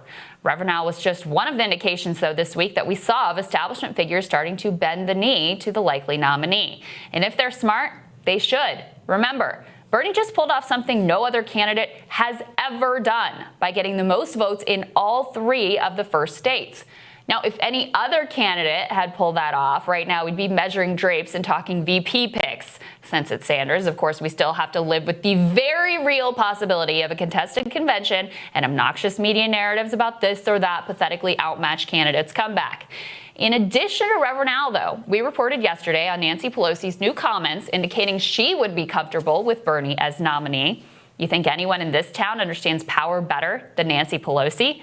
Chuck Schumer also indicated his comfort with Sanders as the nominee on Tuesday, saying, "We have a lot of strong nominees. I'm not supporting one over the other, but I think every one of them will beat President Trump." This, of course, at a time when unhinged 90s has-been pundits like James Carville have been losing their minds about the insanity of nominating Bernie Sanders, and candidates from Bloomberg to Pete to Biden have all been gnashing their teeth about the horror of nominating Bernie. Pelosi and Schumer could certainly have echoed some of that rhetoric in an attempt to blunt Sanders' momentum. Instead, they've decided the smart move is to clear the way. Even Hillary Clinton seems to have given up on her personal grievance tour and recognized both the futility of her Bernie bashing and the likely inevitability of his ascent. When asked at a film festival this week about her stance on the Democratic primary, for the first time ever, she saved the nobody likes him mean girl routine and simply said, "I'm going to wait and see who we nominate. I will support the nominee, and it won't surprise you to hear me say that I think it's imperative we retire the incumbent." Guess who else had encouraging things to say this week? Former President Barack Obama, or at least his spokesperson, Katie Hill, did. She told the Washington Post that Obama has several friends in the Democratic presidential primary and no plans to endorse. In another noteworthy development, MSNBC, the cable news handmaiden to the DNC, has benched professional wrongperson Jason Johnson. According to the Daily Beast, Johnson has been taken off of MSNBC coverage after having made derogatory comments about Sanders' National Press Secretary Brianna Joy Gray, saying that she is from the island of misfit black girls. Johnson has been, of course, at the forefront of chiding Sanders supporters for allegedly toxic behavior. Ironic. His stunning analysis has included gems like this. He's done. And I was really? Yeah, you think he's done? I think wow. He's done. I was literally having this discussion with a good contact of mine who's on the campaign. I was like, I see Bernie Sanders launching his campaign and by August realizing he won't be in the top 5 in Iowa and dropping out. I don't think he'll get that far. Great analysis there. And for his phenomenal contributions to the insight and intelligence on the network, he had been elevated into a regular fixture, including in high-profile coverage of debates and primaries. The fact that in the same week, MSNBC forced Chris Matthews to apologize, assured reporters they would be bringing in more pro-Sanders voices, yeah, we'll see, and sidelined Jason Johnson, tells you a whole lot about how they, too, are reading the tea leaves. Yes, the never-Trumpers and rich hacks like Carville and Barnacle are still putting up a big fight, but the network has evaluated their self-interest and decided that they'd better begin preparations, at least, to ultimately bend the knee. Just think about what a disastrous situation they find themselves in with the Democratic frontrunners campaign telling press that Fox News is more fair to them. All of this just tells you that regardless of the spin about a Biden comeback and Bloomberg's billions and how Bernie has a ceiling, et cetera, they can read the writing on the wall. They read the writing on the wall. Think about that. They read the writing on the wall.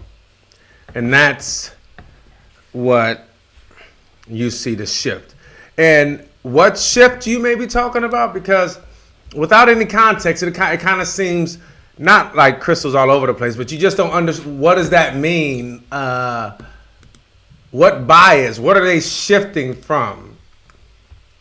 I want to give you a glimpse into what Crystal is referring to when she's talking about the shift, especially when it comes to people like MSNBC and let me see. Man. What's up, nigga? Uncle Split. Hold on. What was the name of that?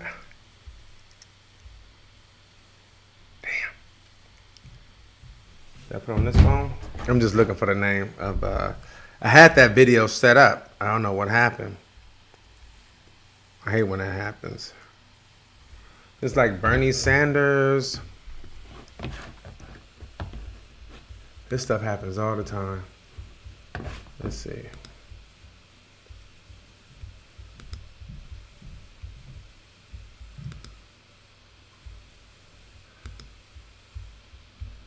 That ain't it. That's yesterday. Okay. I'm just trying to find this,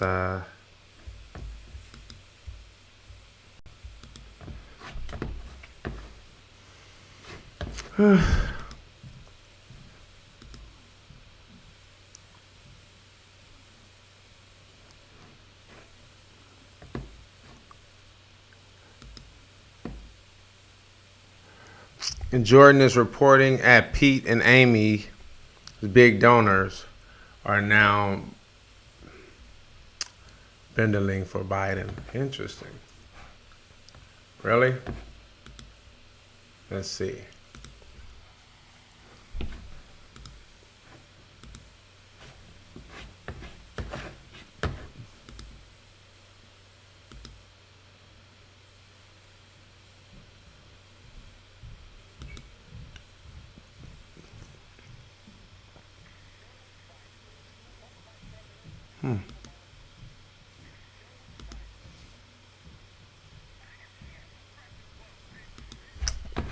Okay, let me see.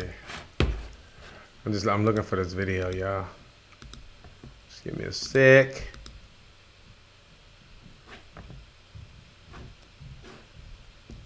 What was the name of that video? Oh, I have it right here. My bad. That's why I'm wondering. I'm like, where did I find it at? It was on IG. I guess I'll share. What the heck? What the hell? That's terrible. Where's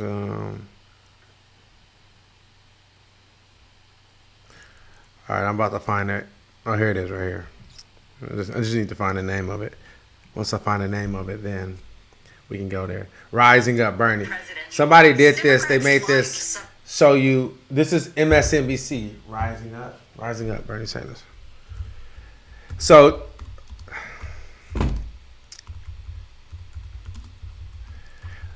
this will give you just what she's talking about, what Crystal Ball was talking about when they said things are shifting. They're starting to jump on the bandwagon because this is how it's been. This has been a vitriol. This has been the attacks against Bernie Sanders since he's come out. And this was a campaign video that was made for Bernie Sanders by a supporter. It wasn't even his campaign. But check out the montage of what MSNBC, who almost seem as if they work for Biden's campaign. Let's go there.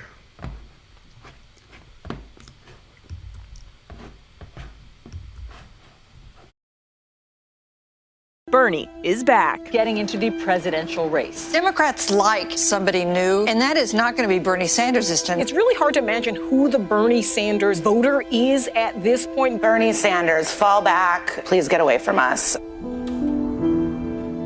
Senator, great to see you. Thank you for doing this. He has a kind of gruff, curmudgeon-y side that is, of course, well known. He doesn't actually smile that much. It's almost like Bernie can't tell the difference between kids and adults. All right, I think you're dumb.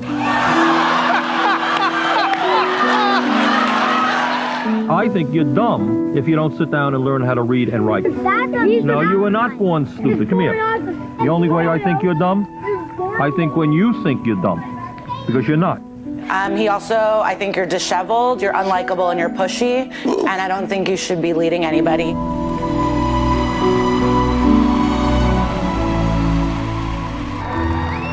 How old is too old? I think the issue is, do you seem like you're in the contemporary world? He's a socialist from the 1950s yelling at people in the same screechy voice, without smiling, without any kind of personal connection. He looked like the angry man in the center of the stage saying, "Get off my lawn." And I don't think that's a good look for the Democratic Party. I see him as sort of a not pro-woman candidate.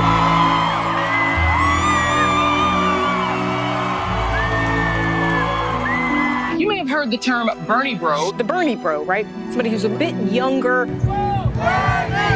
whiter, I think, than the overall Democratic primary. I'm with my magnificent vanilla brother named Bernie Sanders.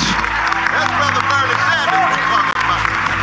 That's Brother Bernie Sanders we're talking about. Socialism has been a manifest disaster. Alec would still be here today if I had known that I could come to Canada. Alex Smith died after trying to ration a vial of insulin when he couldn't afford more. So his idea about, free health care, he has seen the manifest atrocities that have occurred under socialism. $1,000 got me 6 months of insulin for my son. That's still less than what I pay a month in the United States. Gloria Steinem has suggested that younger women are supporting Bernie Sanders so they can meet boys. Hello, Bernie. We lost our condo, got foreclosed on because of my medical bills. I don't understand young women who support him. I trust that Bernie Sanders is going to fight for health care and to lower prescription costs. Of all the presidential candidates, you're the one that I trust. Thank you so much for what you're doing. You're just giving us a hug. Thank you. And we got your back. I think he comes off as mean. I think he's disparaging. I don't want to overpromise here. Bernie Sanders makes my skin crawl, and I can't even identify for you what exactly it is. Bernie Sanders has done nothing between 2016 and today. Thank you for everything you've done these last few years. You've helped to reset our political discourse, and are demanding that we center our politics around justice and equity. I am hopeful because right now, there is a mass movement of people from all over this country, rising up. Thank you all very much.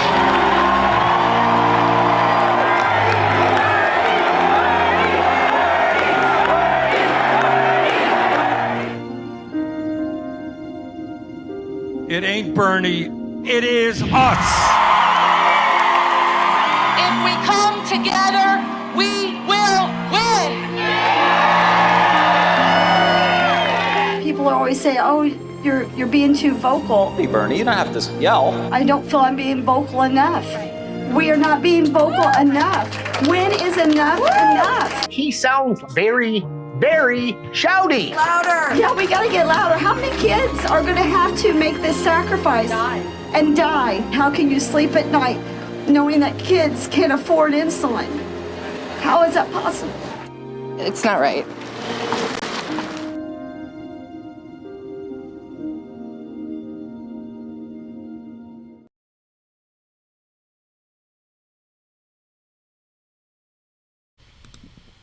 That's Bernie Sanders right there. And you see how the majority of people that go against Bernie Sanders is just the mainstream media. The mainstream media goes against Bernie Sanders, and it's because they'll be voting against their own interests if they went for Bernie Sanders. Bernie Sanders will tax them. Bernie Sanders will make a way, just like FDR did, which when he introduced the New Deal, taxed the richest in this country. I think it was like 70% or 60% to make a way. Mind you, we would not be in this position. The rich probably would not be in the position that they're in if FDR didn't do what he did, because he took us out of a recession that no other country in the history of the world has been able to come out of. And that was because he promoted programs that we call socialist programs, which, I mean, do we call policing socialist? Do we call fire department socialist? Do we call Medicare socialist? These are all quote unquote socialist programs that have saved this country, that have given a security blanket for people if they're in a situation. I don't know if you guys traveled outside of the country and been in countries that don't have these type of programs, that if they run into hard times, and just like me, even right now, as far as moving across the country, running into issues, having a security blanket to be able to not be homeless and be able to live. I mean, this year, LA Times came out with a report, CNN reported on it, the LA County homelessness has went up 16%. So 800,000 people, if I'm not mistaken, are homeless.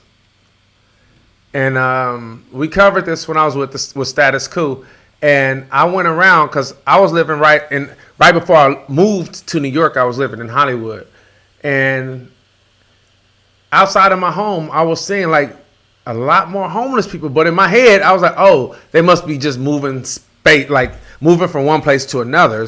I didn't think of it as more people are being homeless. I'm just like, oh, they're just shifting. And then once that report came out from LA Times, I'm like, oh, these are all new people. So I went out and started interviewing some people, and it was like, no, we just got here. Hold on, I'm gonna see if I can find that clip so you guys can check it out, because this is some real, let me see, homelessness in Angeles, Status Quo, just so y'all can see. Okay. Status Quo, homelessness. Man, let's see. Is that it? Is that it?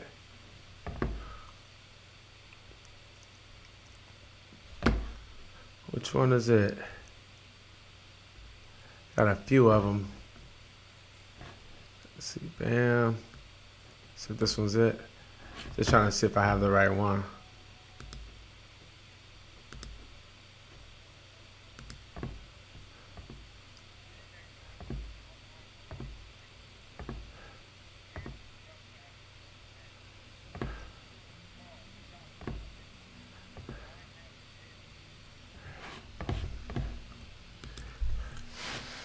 Just trying to find the right one. Where is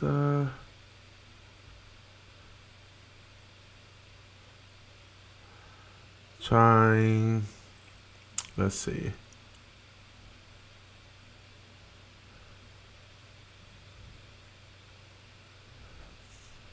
I'm just looking.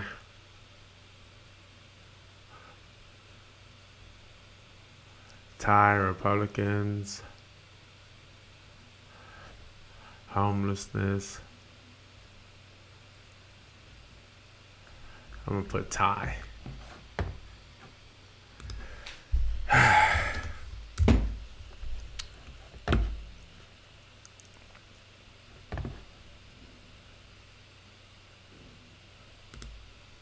wonder if this is.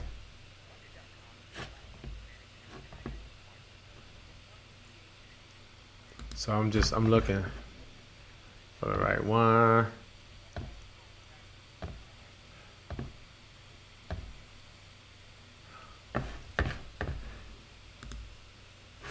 I can't even find it. Damn. Spread of homelessness, capitalism. Let's see.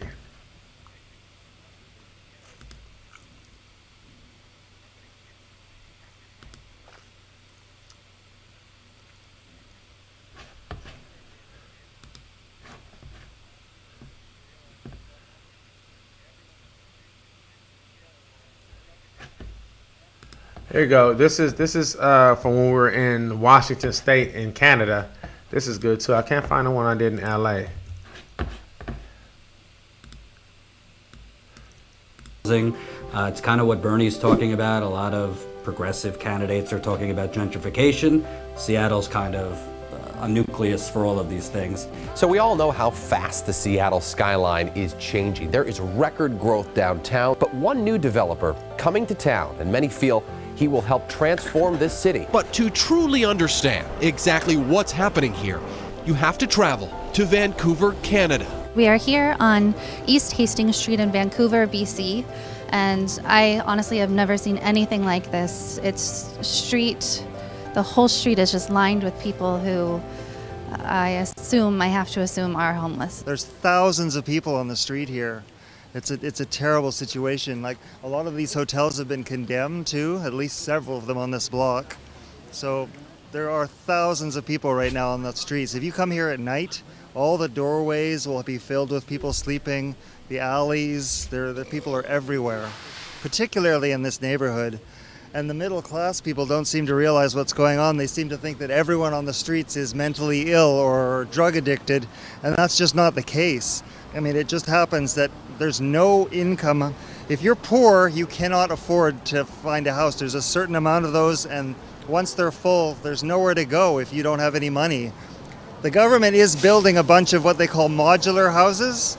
They're made from those shipping containers. They're making over 1,000 of those, and even that is only just going to barely touch the problem. They estimate that there's at least 3,000 or 4,000 people on the street, and I think it's probably more than that. There's construction going on all the time, and there's nice housing and everything like that. However, it's just not affordable, right? So I think that's got an issue with being able to afford it, right? They need to be able to build affordable SROs. So they got to build, like the mayor was saying, well, he wants to give the opportunity for people to have proper housing, and I think that's a lot to do with it. Being able to have affordable housing, that's it. Well, do you, you said that you only earn so much. What kind of work do you do? I'm in construction. I only make $2,000 a week. Is that enough for a living wage here in Vancouver? You know, just because you have the money does not mean you have housing. That's what we hear from a lot of people, that they work full time. Because I have the money does not mean I get the housing. Because there's a lot of scrutiny about who comes in and that stuff like this.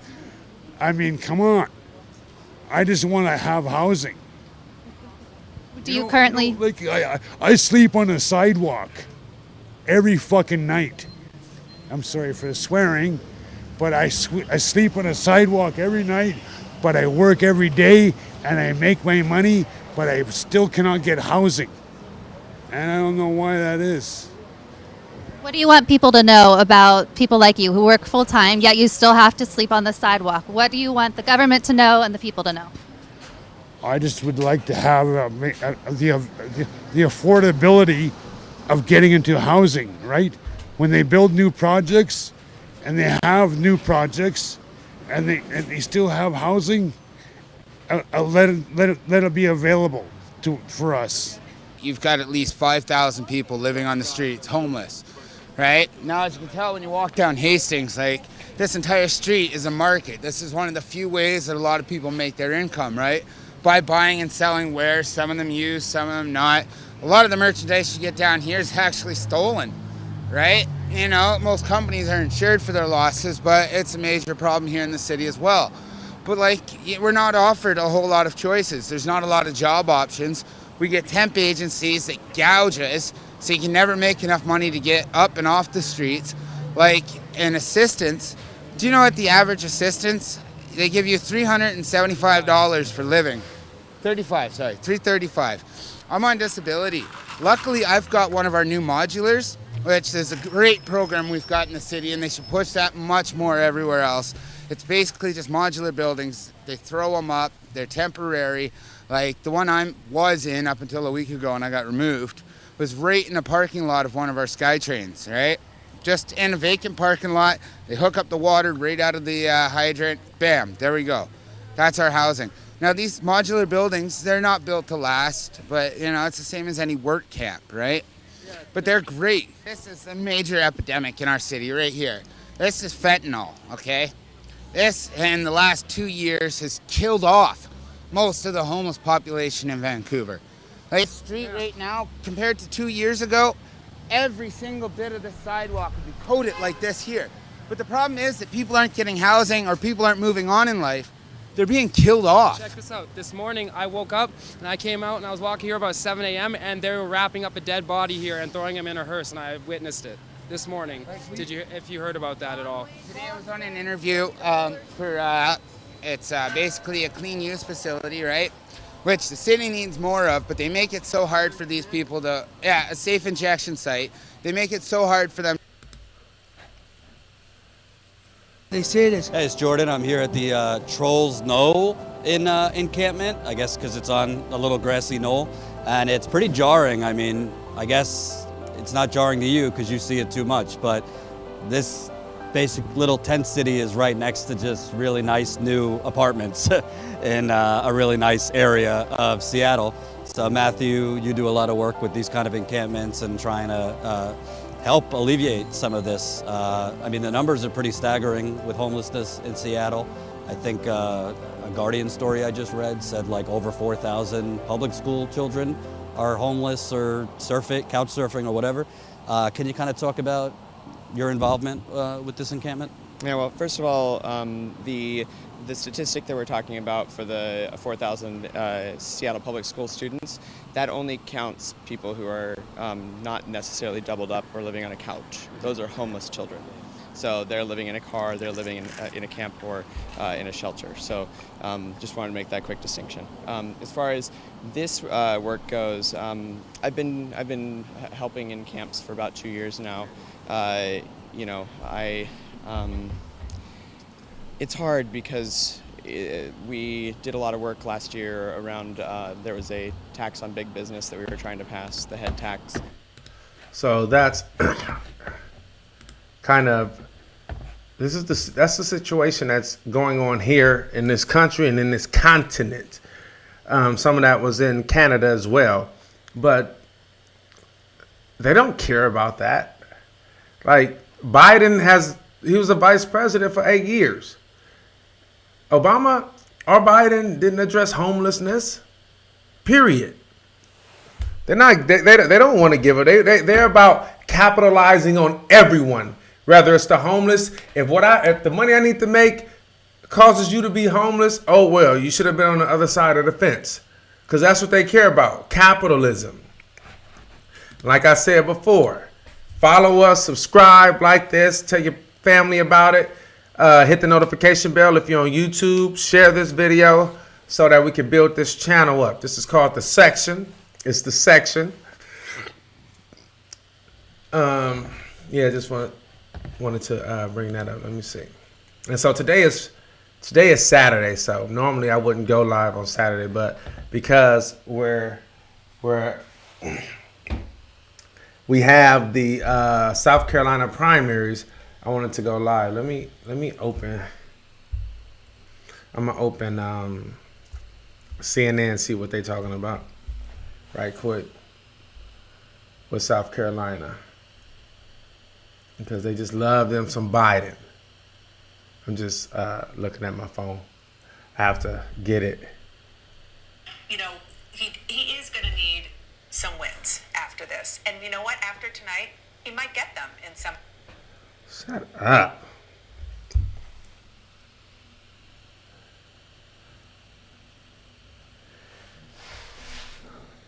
Let's see. I have manipulating, taking somebody else's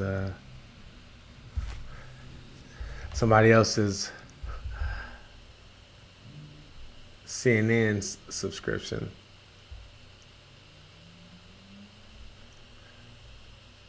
Get me up out of here. So I got to manipulate it a little bit to get it on my TV, because the one that I have, because I'm looking, now I got to get my money right so I can get cable. But I got to make sure my internet stay live though. Let's see. Man. Okay, so this is, they tripping. I'm just trying to get this all together so I can give y'all some updates. Break. As soon as Jake Tapper said, Vice President Mike Pence, who's leading the White House coronavirus task force.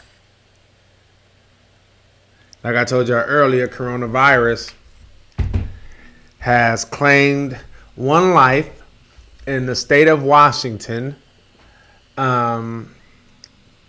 today. and no one knew that he had it. So, what they said is that you can look at the coronavirus like you look at the flu. It's not the same thing, but it spreads the same way. So, think about someone getting the flu. Are you catching the flu? Because you all of a sudden you got the flu, and you can think about 15 people you passed by. You don't know who you got it from, but you caught it. And by the time you know you have it, imagine how many other people that you've given it to.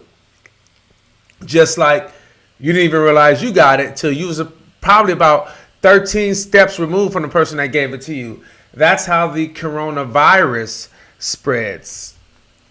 The difference is it kills at a much higher rate than the flu. The flu claims 0.01. Is it 0.01? Or 0.1% of the population in America. That's how many people die from the flu. 0.1. Coronavirus claims 2%. That's 20 times, and probably even 3 at the worst. That's 20 times more people than the flu claims. That's how much deadlier it is to the flu. Just to give you some context. Reply live, go Ty. So I think that's something that you guys should know. Okay, they're talking about putting Mike Pence. Mind you, Donald Trump has put Mike Pence in charge of the coronavirus, prevention team or task force. His vice president, who in Indiana, when they were having an AIDS epidemic, because a lot of people that were doing drugs were sharing needles, and his Congress proposed that they sponsor a program where people can go just get needles so they won't have to share them. He said, no, you guys should just pray. So in his head, he didn't want to sponsor giving away needles to stop the spread of HIV in Indiana. In Indiana, his proposal was to have people pray. As the governor of Indiana, this is what he proposed. He proposed shock therapy for homosexuality. This is the guy that Trump has put in charge of the coronavirus task force. Welcome to America. Or this is America. As Danny Glover says, this is America.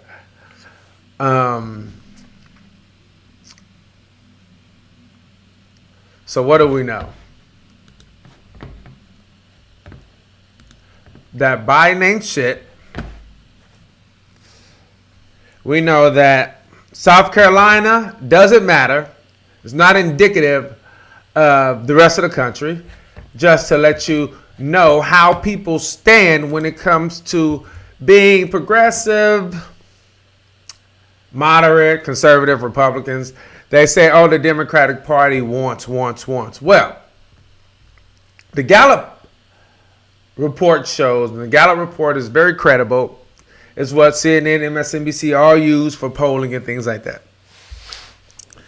It shows that 42% of Americans identify politically as independent because they are frustrated with a two-party system.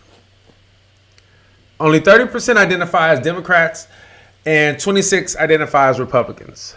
So the vast majority of Americans identify as independent, waiting on someone that can inspire them based on, I'm assuming, personality and politics.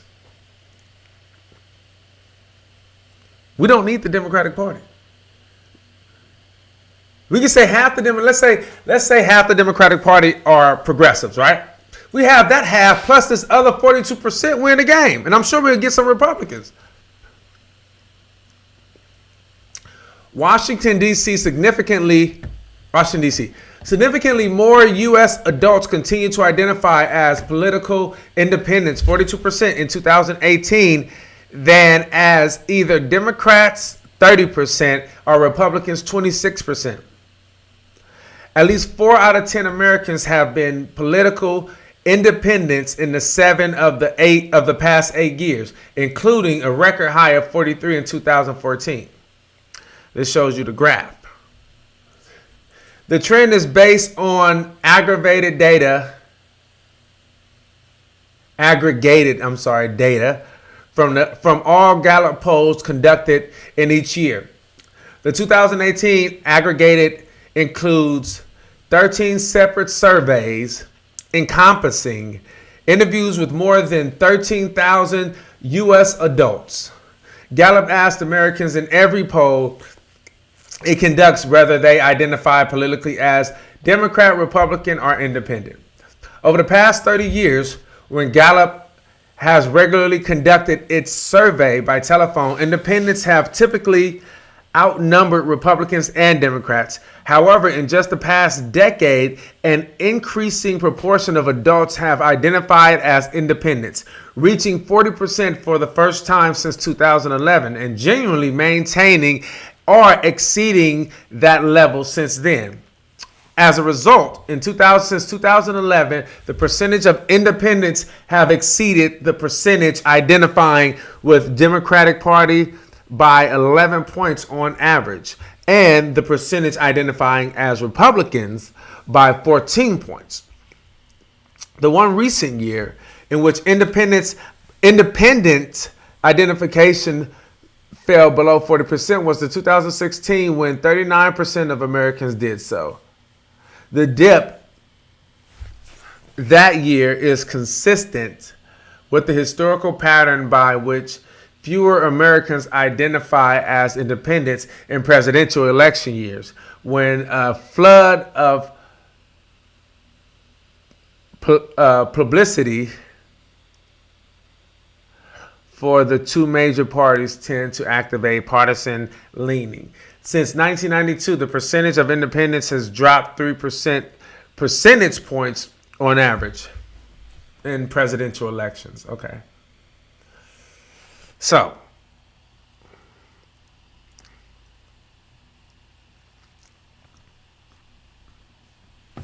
I wanted to show you guys this video.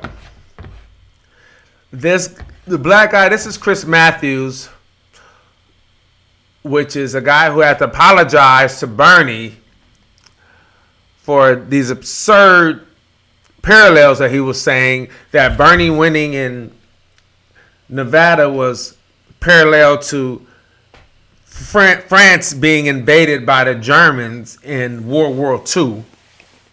This is how much the mainstream media hates Bernie. They're going to compare him to World War II and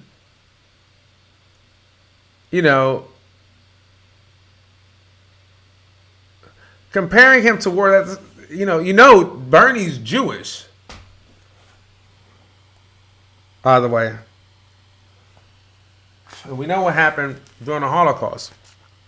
And you have a guy comparing him to Germany's invasion of France. So he works for MSNBC, Chris Matthews, talking to Jim Clyburn. Jim Clyburn is the guy that is the majority whip in the state legislature in South Carolina who endorsed Joe Biden, which kind of helped propel him to victory tonight. But when he talks about his endorsement, he talks about his relationship, not about Biden being better for the country, but because I know him, y'all should trust me. Don't trust him lying about marching in the civil rights movement. Don't trust him lying about being arrested with Nelson Mandela. Don't trust him lying about plagiarizing his speeches as he ran for the presidential during the presidential elections in '88 and 2008. But check this out. This is fascinating.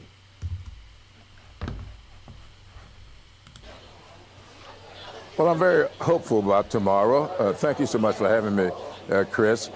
I think Joe Biden is going to do well in South Carolina. I certainly hope so.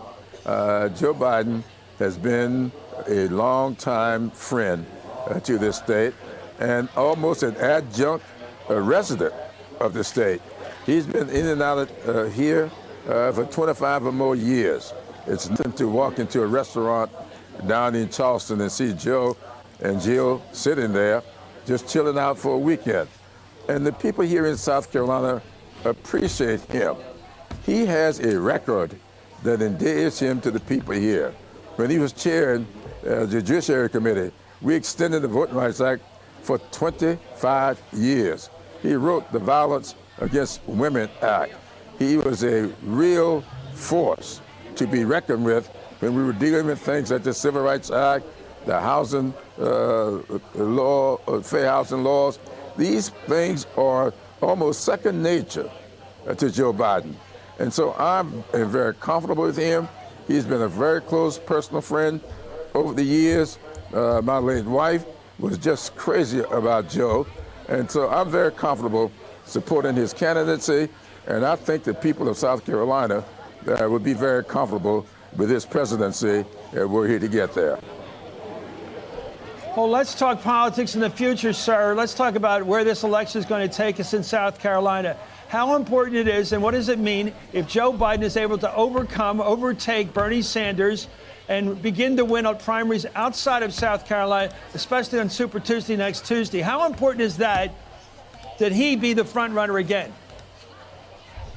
Well, it's very important to all of our down ballot races because most of the people I talk to, almost to a person, every one of the Democrats who flipped seats 2 years ago, by and large, they are very favorable toward Joe Biden. They think that Joe Biden would do more to help them in their re-election bids than anybody else that is running. And that's what's so important. It's one thing to have the presidency. It's something else to have a House and a Senate that can be supportive of his programs. We know what it's like to have one body and not the other. Where would our Supreme Court be if Barack Obama had help in the Senate rather than the hindrances that he did have? Where would we be? Even if you go all the way back to laws that we passed during previous Republican administrations, even during Democratic administrations, we had with the Republican House. What kind of House would we be dealing with if we had another Newt Gingrich type running the House of Representatives? We need Nancy Pelosi as Speaker of the House. And the best insurance for that, I believe, is a Joe Biden candidacy that will hold on to the House, that'll give us a chance to win the Senate. Jamie Harrison is doing well here.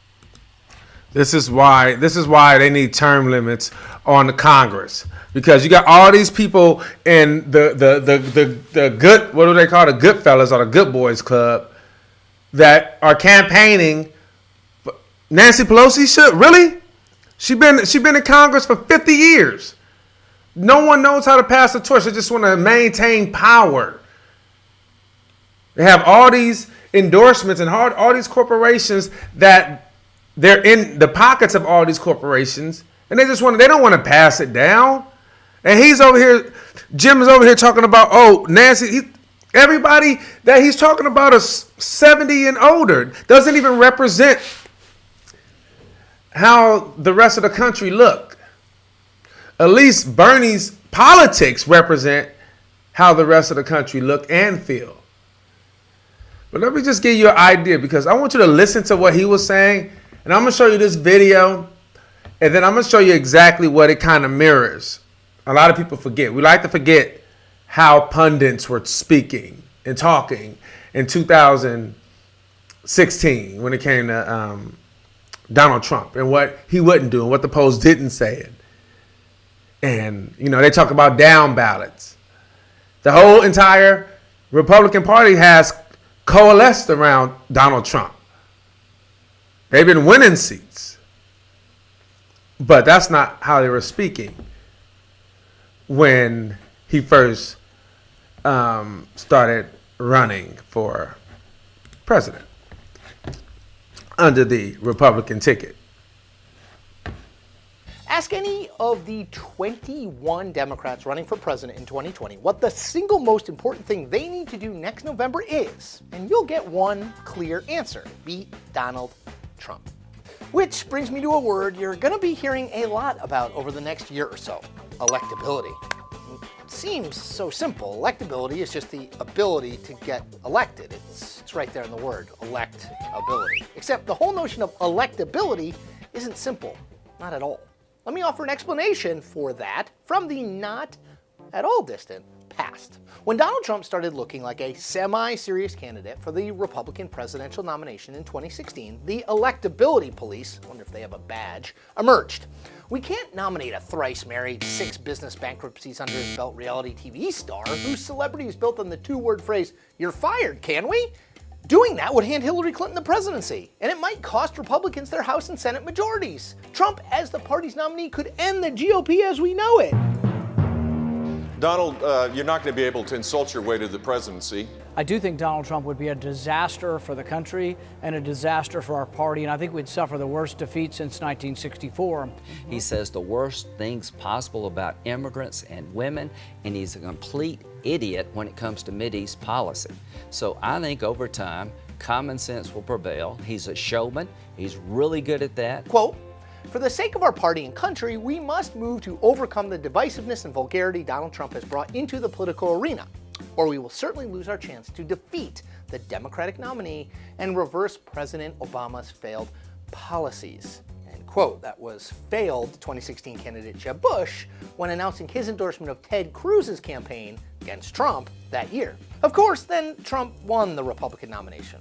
Then he won the presidency, and Republicans held their majorities in the House and the Senate, which would seem to suggest that Trump had plenty of electability. I thank you very much. That brings me to the current debate within the Democratic Party about which candidate is best positioned to beat, you guessed it, Donald Trump in November 2020, and whether that question should even matter when picking a candidate. Now, voters say it does. In a recent Monmouth University poll, 56% said they would prefer a candidate with a good chance of beating Trump even if they disagreed with that candidate on most issues.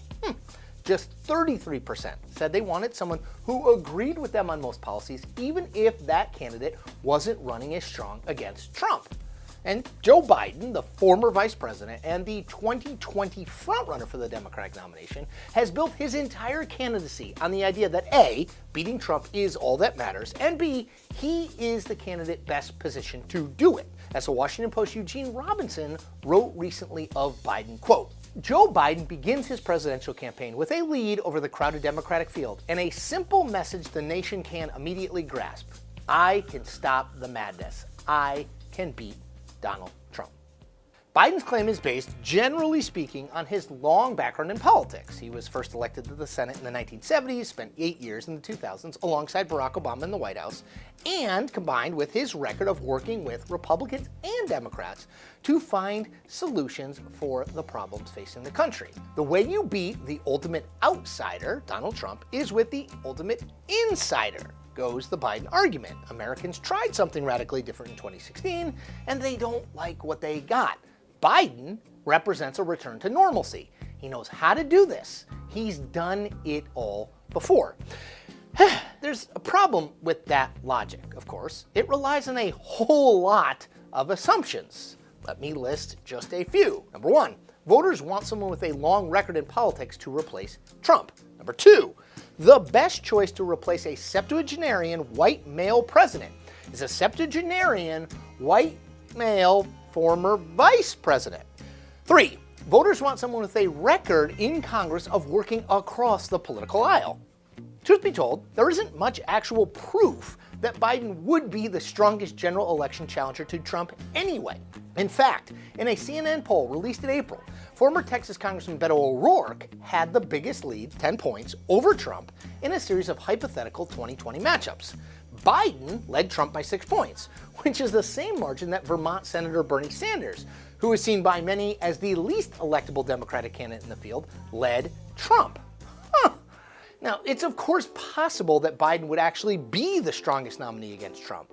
Biden is well known and generally well liked, but you only need to look as far as President Hillary Clinton or President John Kerry, long may he reign, to see the danger for Democrats in nominating a candidate solely because they are regarded as the candidate who is the most electable.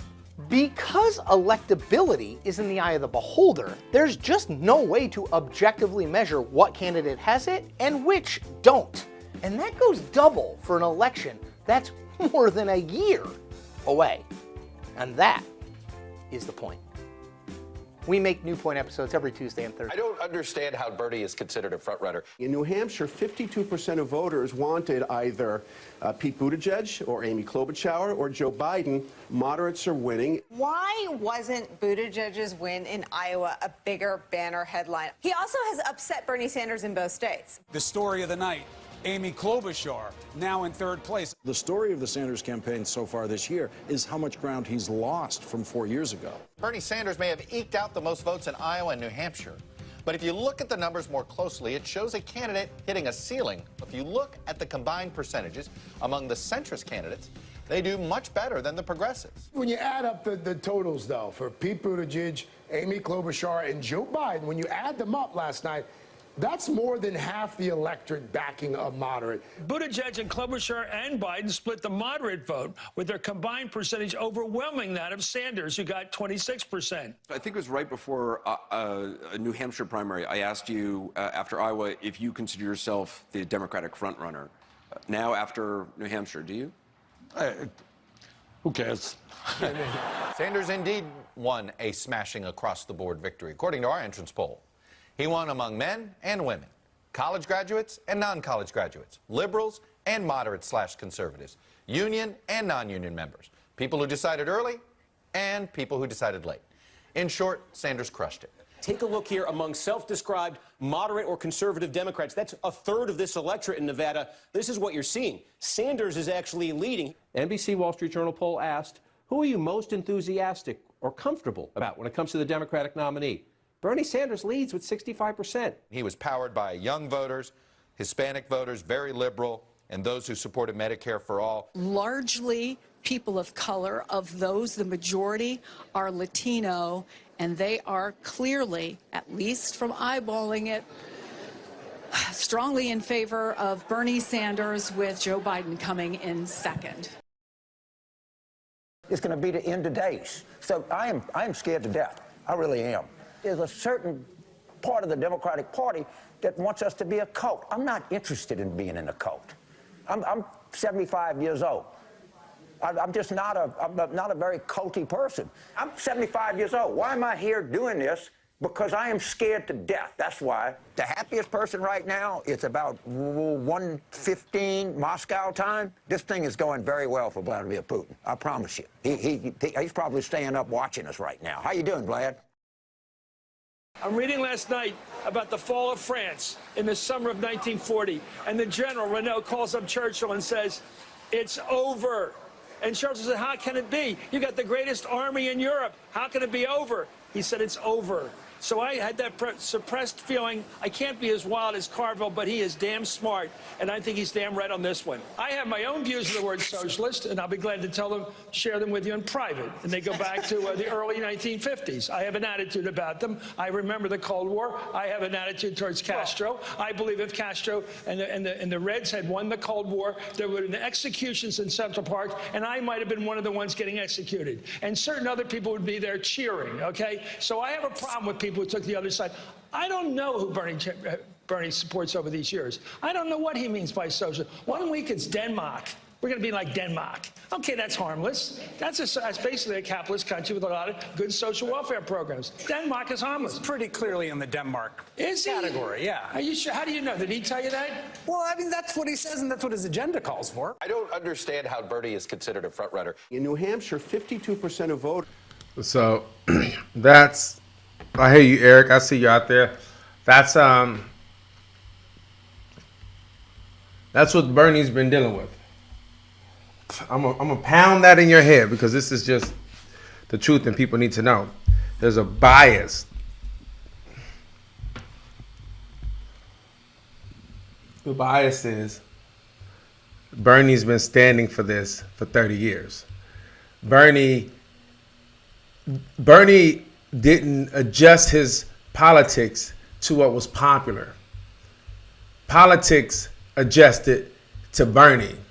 And that's why he's in this unique position that we see him in today. Is because we got to a point where the pendulum just shifted. Because he's always had this stance. He didn't adjust. He's always had this. And things shifted. And now it's all in his lane. And so now you see him. So you should be able to trust him. And you look at everyone's platform. Look at the platforms of 2016. Hillary Clinton thought $15 an hour was way too much. She thought $15 an hour as a minimum wage was entirely too much. Check it out. Before they got into the end of the primary, when she first started running, she thought $15 an hour was too much. And then she started to see the attitudes of the American people.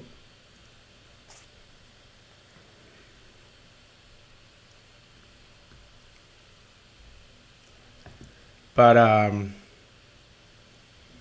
as it goes today, Biden has won his first primary, which doesn't say a lot. The only thing that it actually says is that he may be able to make it to Super Tuesday. But considering that he has no footing in any of the 14 states, no money, no commercials, we'll see how he's going to fare there.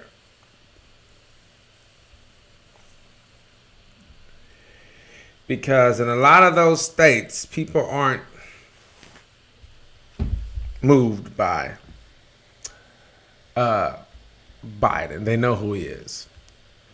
Let's watch this. This is Status Coup on Rising on the Hill earlier today, talking to some voters on the ground in South Carolina. I think this is good to check out.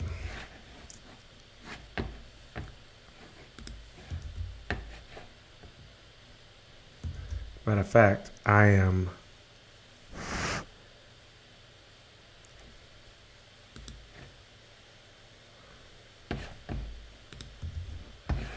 Do you think Bernie's message, and more importantly, the organizing, his campaign is an organizing machine right now. Yeah.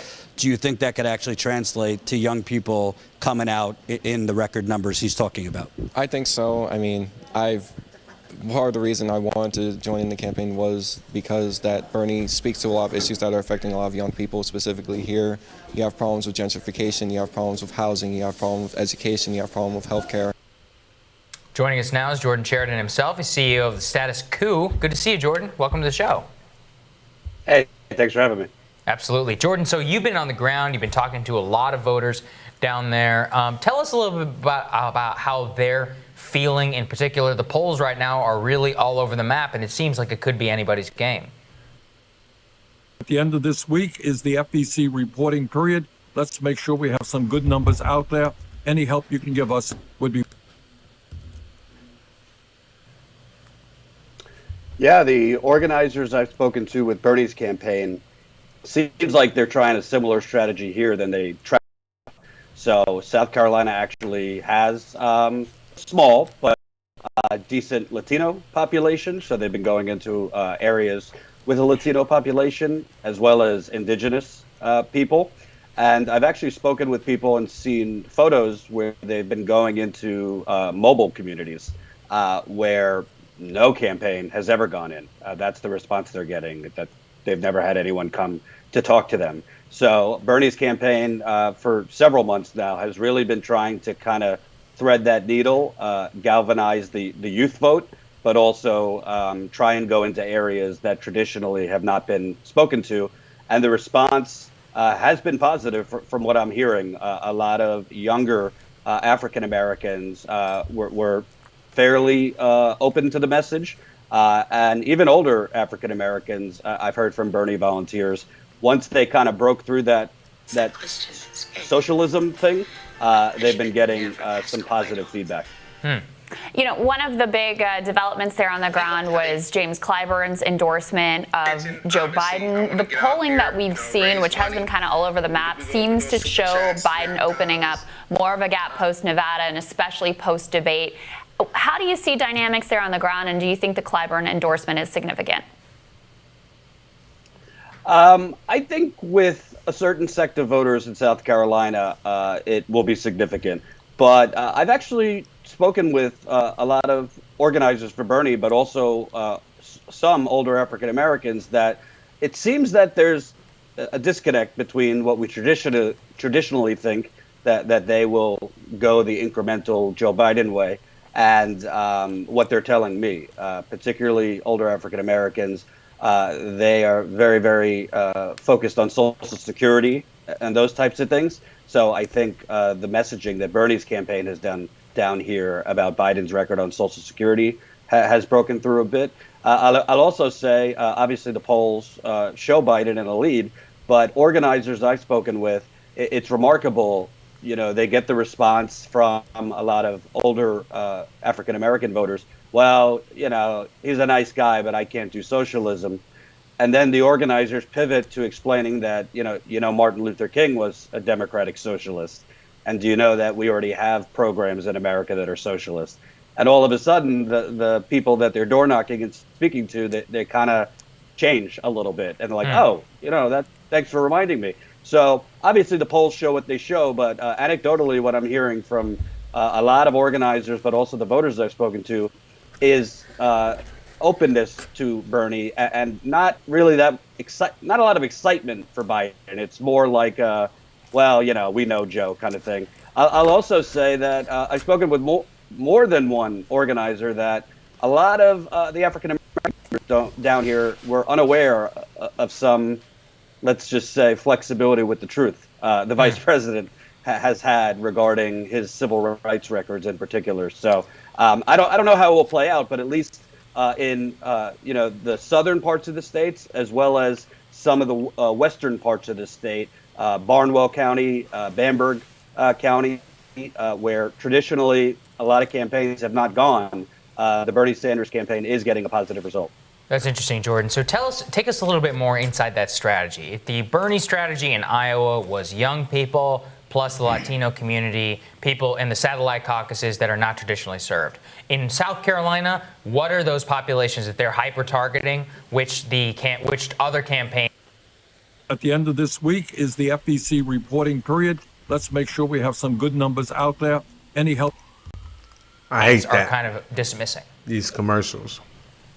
Yeah, well, goes without saying, they've been really, really going hard at the colleges. So, you know, University, Charleston College, colleges in Columbia and elsewhere. So trying to expand the youth vote, which is obviously a tall task in politics, but they definitely, from the people I've spoken to, have registered a lot more young voters than 2016. Also, as I was mentioning, Latino population, indigenous population. I also think they're focusing on that sweet spot, you know, like that 45 to age 55. You know, it is. Let's just be real. It's difficult to convince over 65 voters, particularly African American voters, that tend to go with the candidate they're most familiar with. But they have been targeting that kind of demo that's not quite elderly yet, but isn't, millennial. They're kind of in that middle ground. And one response that they've been getting, which I guess shows there's some benefit to losing, some canvassers that I've spoken with who were there in 2016, they didn't know Bernie in 2016. Now, at least, they don't really have to explain who Bernie is. People know who Bernie is down here now, but they're open to it. One thing, the voters that I've spoken with and some canvassers, the feedback that they're getting is a lot of the voters are starting to feel more open to somebody else than Joe Biden beating Trump. Biden has obviously been hammering that message that he's the most electable, but they were not impressed. The media tends to say South Carolina doesn't really follow Iowa and New Hampshire, but there are voters I've spoken with that are a little wish-washy that he hasn't done so well before South Carolina. So that's been interesting. But yeah, I think the Bernie's campaign, listen, they've been really focusing hard on getting out young people, those areas that generally campaigns don't go to. And I think that sweet spot, not quite 65 and older, but not 40 and under either, right between those two. I don't know if you guys know this, but I went to one of those South Carolina schools. I went to Clemson, started my college career there. Yeah. So I know it well. Jordan, how is the Biden organization on the ground? He hasn't exactly wowed with his organizational abilities in any other state, but South Carolina was always seen as the firewall. It always seemed to be a place where they invested disproportionate resources. Are you seeing those sort of signs of life in terms of their organizational prowess on the ground in the state? At the end of this week is the FEC reporting period. Let's make sure we have some good numbers out there. Any help you can give us would be much appreciated. We are... Goddamn, Bernie. If organization means actually having living bodies knocking on doors, yes, they have those here. Iowa and New Hampshire, not so much. Right. So it seems like Biden's campaign really focused on South Carolina almost as their first state, because they do have more of a canvasser operation here. It's more organized than the previous states. I've also compared to Iowa and New Hampshire, when I'm driving, I'm hearing all sorts of ads on the radio for Joe Biden. He's all over television here, whereas in New Hampshire in particular, it was like he was missing in action. But as far as the door knocking, they're definitely organized, not on the same wavelength as Bernie, which is a much, much more polished, organizing machine. So Jordan is out there right now. He's on the ground in South Carolina, talking to people on the ground. So that's kind of where I want to be as far as like the section and being on the ground, talking to the people, not sitting and pontificating in some studio behind a mic, trying to articulate for a certain group of people how they're feeling in a certain area, but allowing a platform for them to be able to speak for themselves. So as we continue to grow, this is our channel, and I'm talking about me and the people who follow, so as we continue to move forward, and we are being sick and tired of the corporate media, then we have to put our money where our mouth is and support independent media. And as you grow to love and support like my disposition and what I'm doing, then you support it. I'll have like monthly memberships available from $5 to $25 that you would pledge a month. It would be like a monthly membership, and we'll do super chats where we can chat on YouTube and you leave money. But this is a team. This is teamwork. It's going to be us. It's going to be you, me, and everyone that we get involved to be able to have independent media where you won't be controlled by certain corporations. Like, remember Ed Schultz, how MSNBC fired him, before he died, because he said he was going to speak favorably about Bernie Sanders. And as you guys see now, I showed you clips before how All those clips that was disparaging against Bernie Sanders was all MSNBC. They used to hate him. I think the the corporation hated him, Disney, and they fired a lot of anchors that wanted to promote him or be more favorable in their reporting of him. They fired them. Now that they see that he's the front runner, they're starting to change up. They literally just on Vanity Fair put out an article talking about they need to get more anchors that are, favorable towards Bernie. I mean, it's been so bad. Like I said, Chris Matthews had to apologize for comparing Bernie Sanders' win in Nevada to the German invasion of France. How absurd is that? I'm going to show you. Just in case you wasn't here yesterday. Because I showed this yesterday.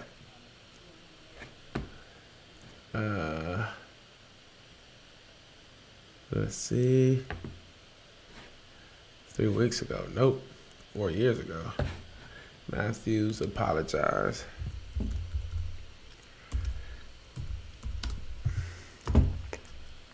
He probably buried it.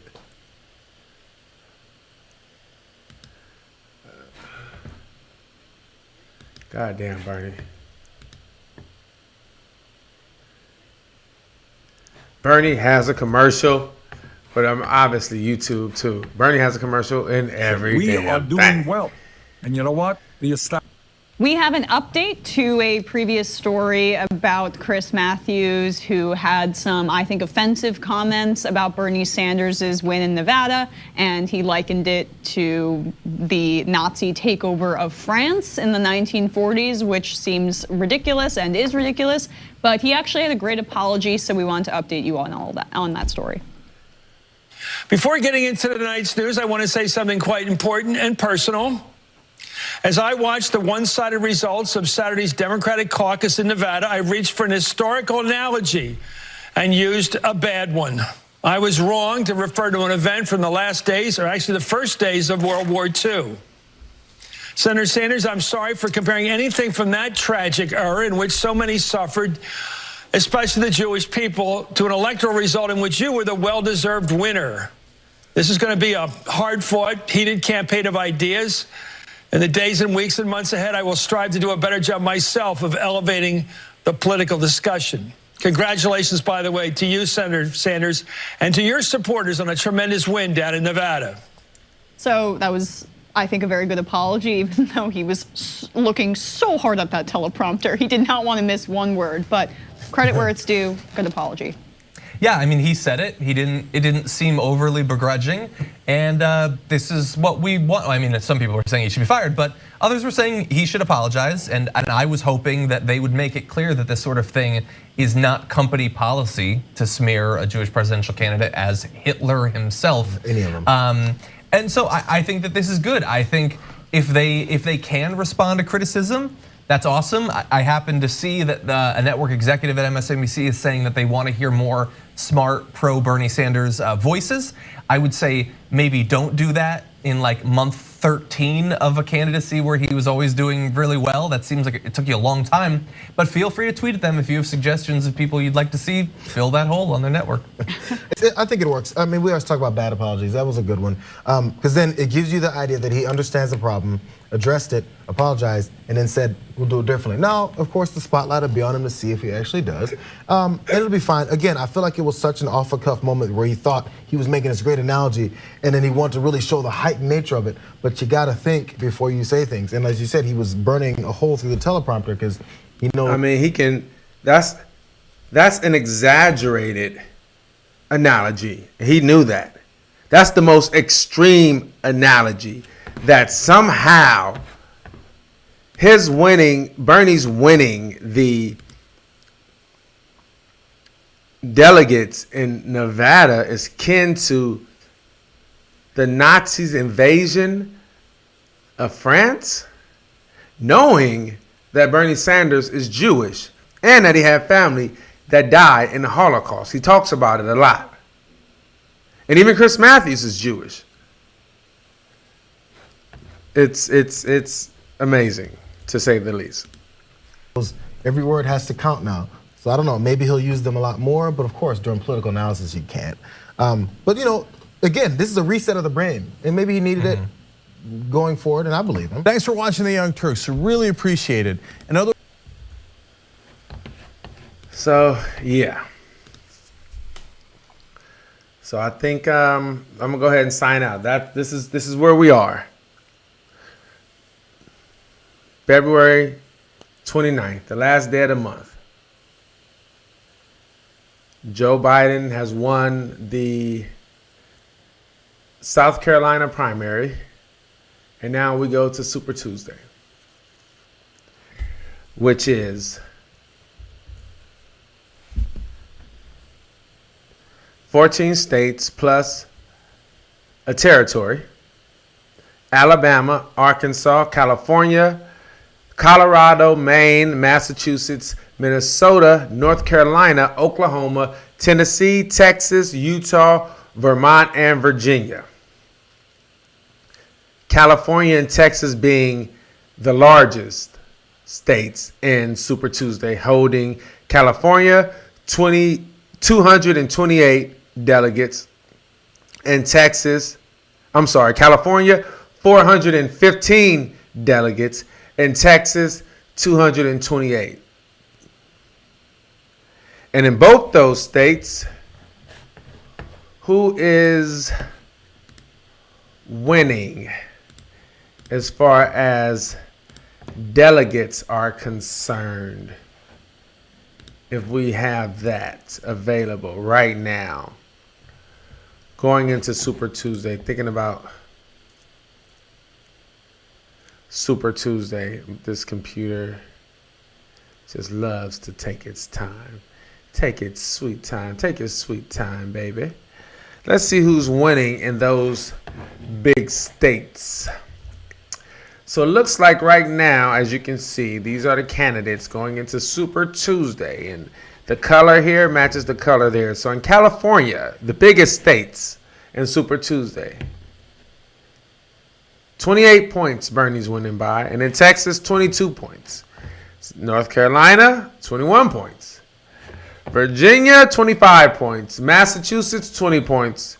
Colorado, 30 points. Utah, 27 points. Maine, 25 points. Vermont, 51 points. The only three states that he's not winning in is Arkansas, Oklahoma, and Minnesota, which Arkansas, Oklahoma, I think is going to Bloomberg, if I'm not mistaken. This thing won't let me move up. Let's see. After it adjusts itself. There we go. Come on now.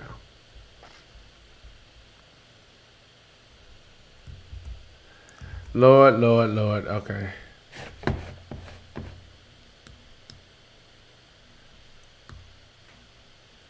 Let's see, who is that?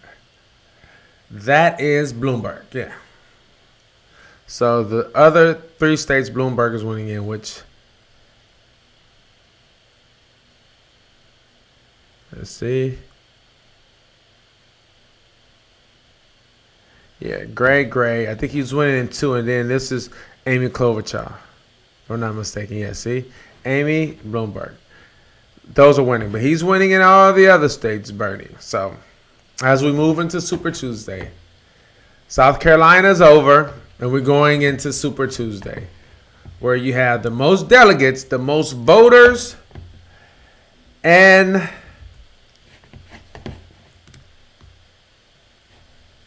I think in Super Tuesday, you have a third of all delegates available will be given out that one day. That's why it's so super. So, holla. You guys, like I said, we're starting it. Please follow us on Twitter, IG, Facebook, YouTube at The Section Independent.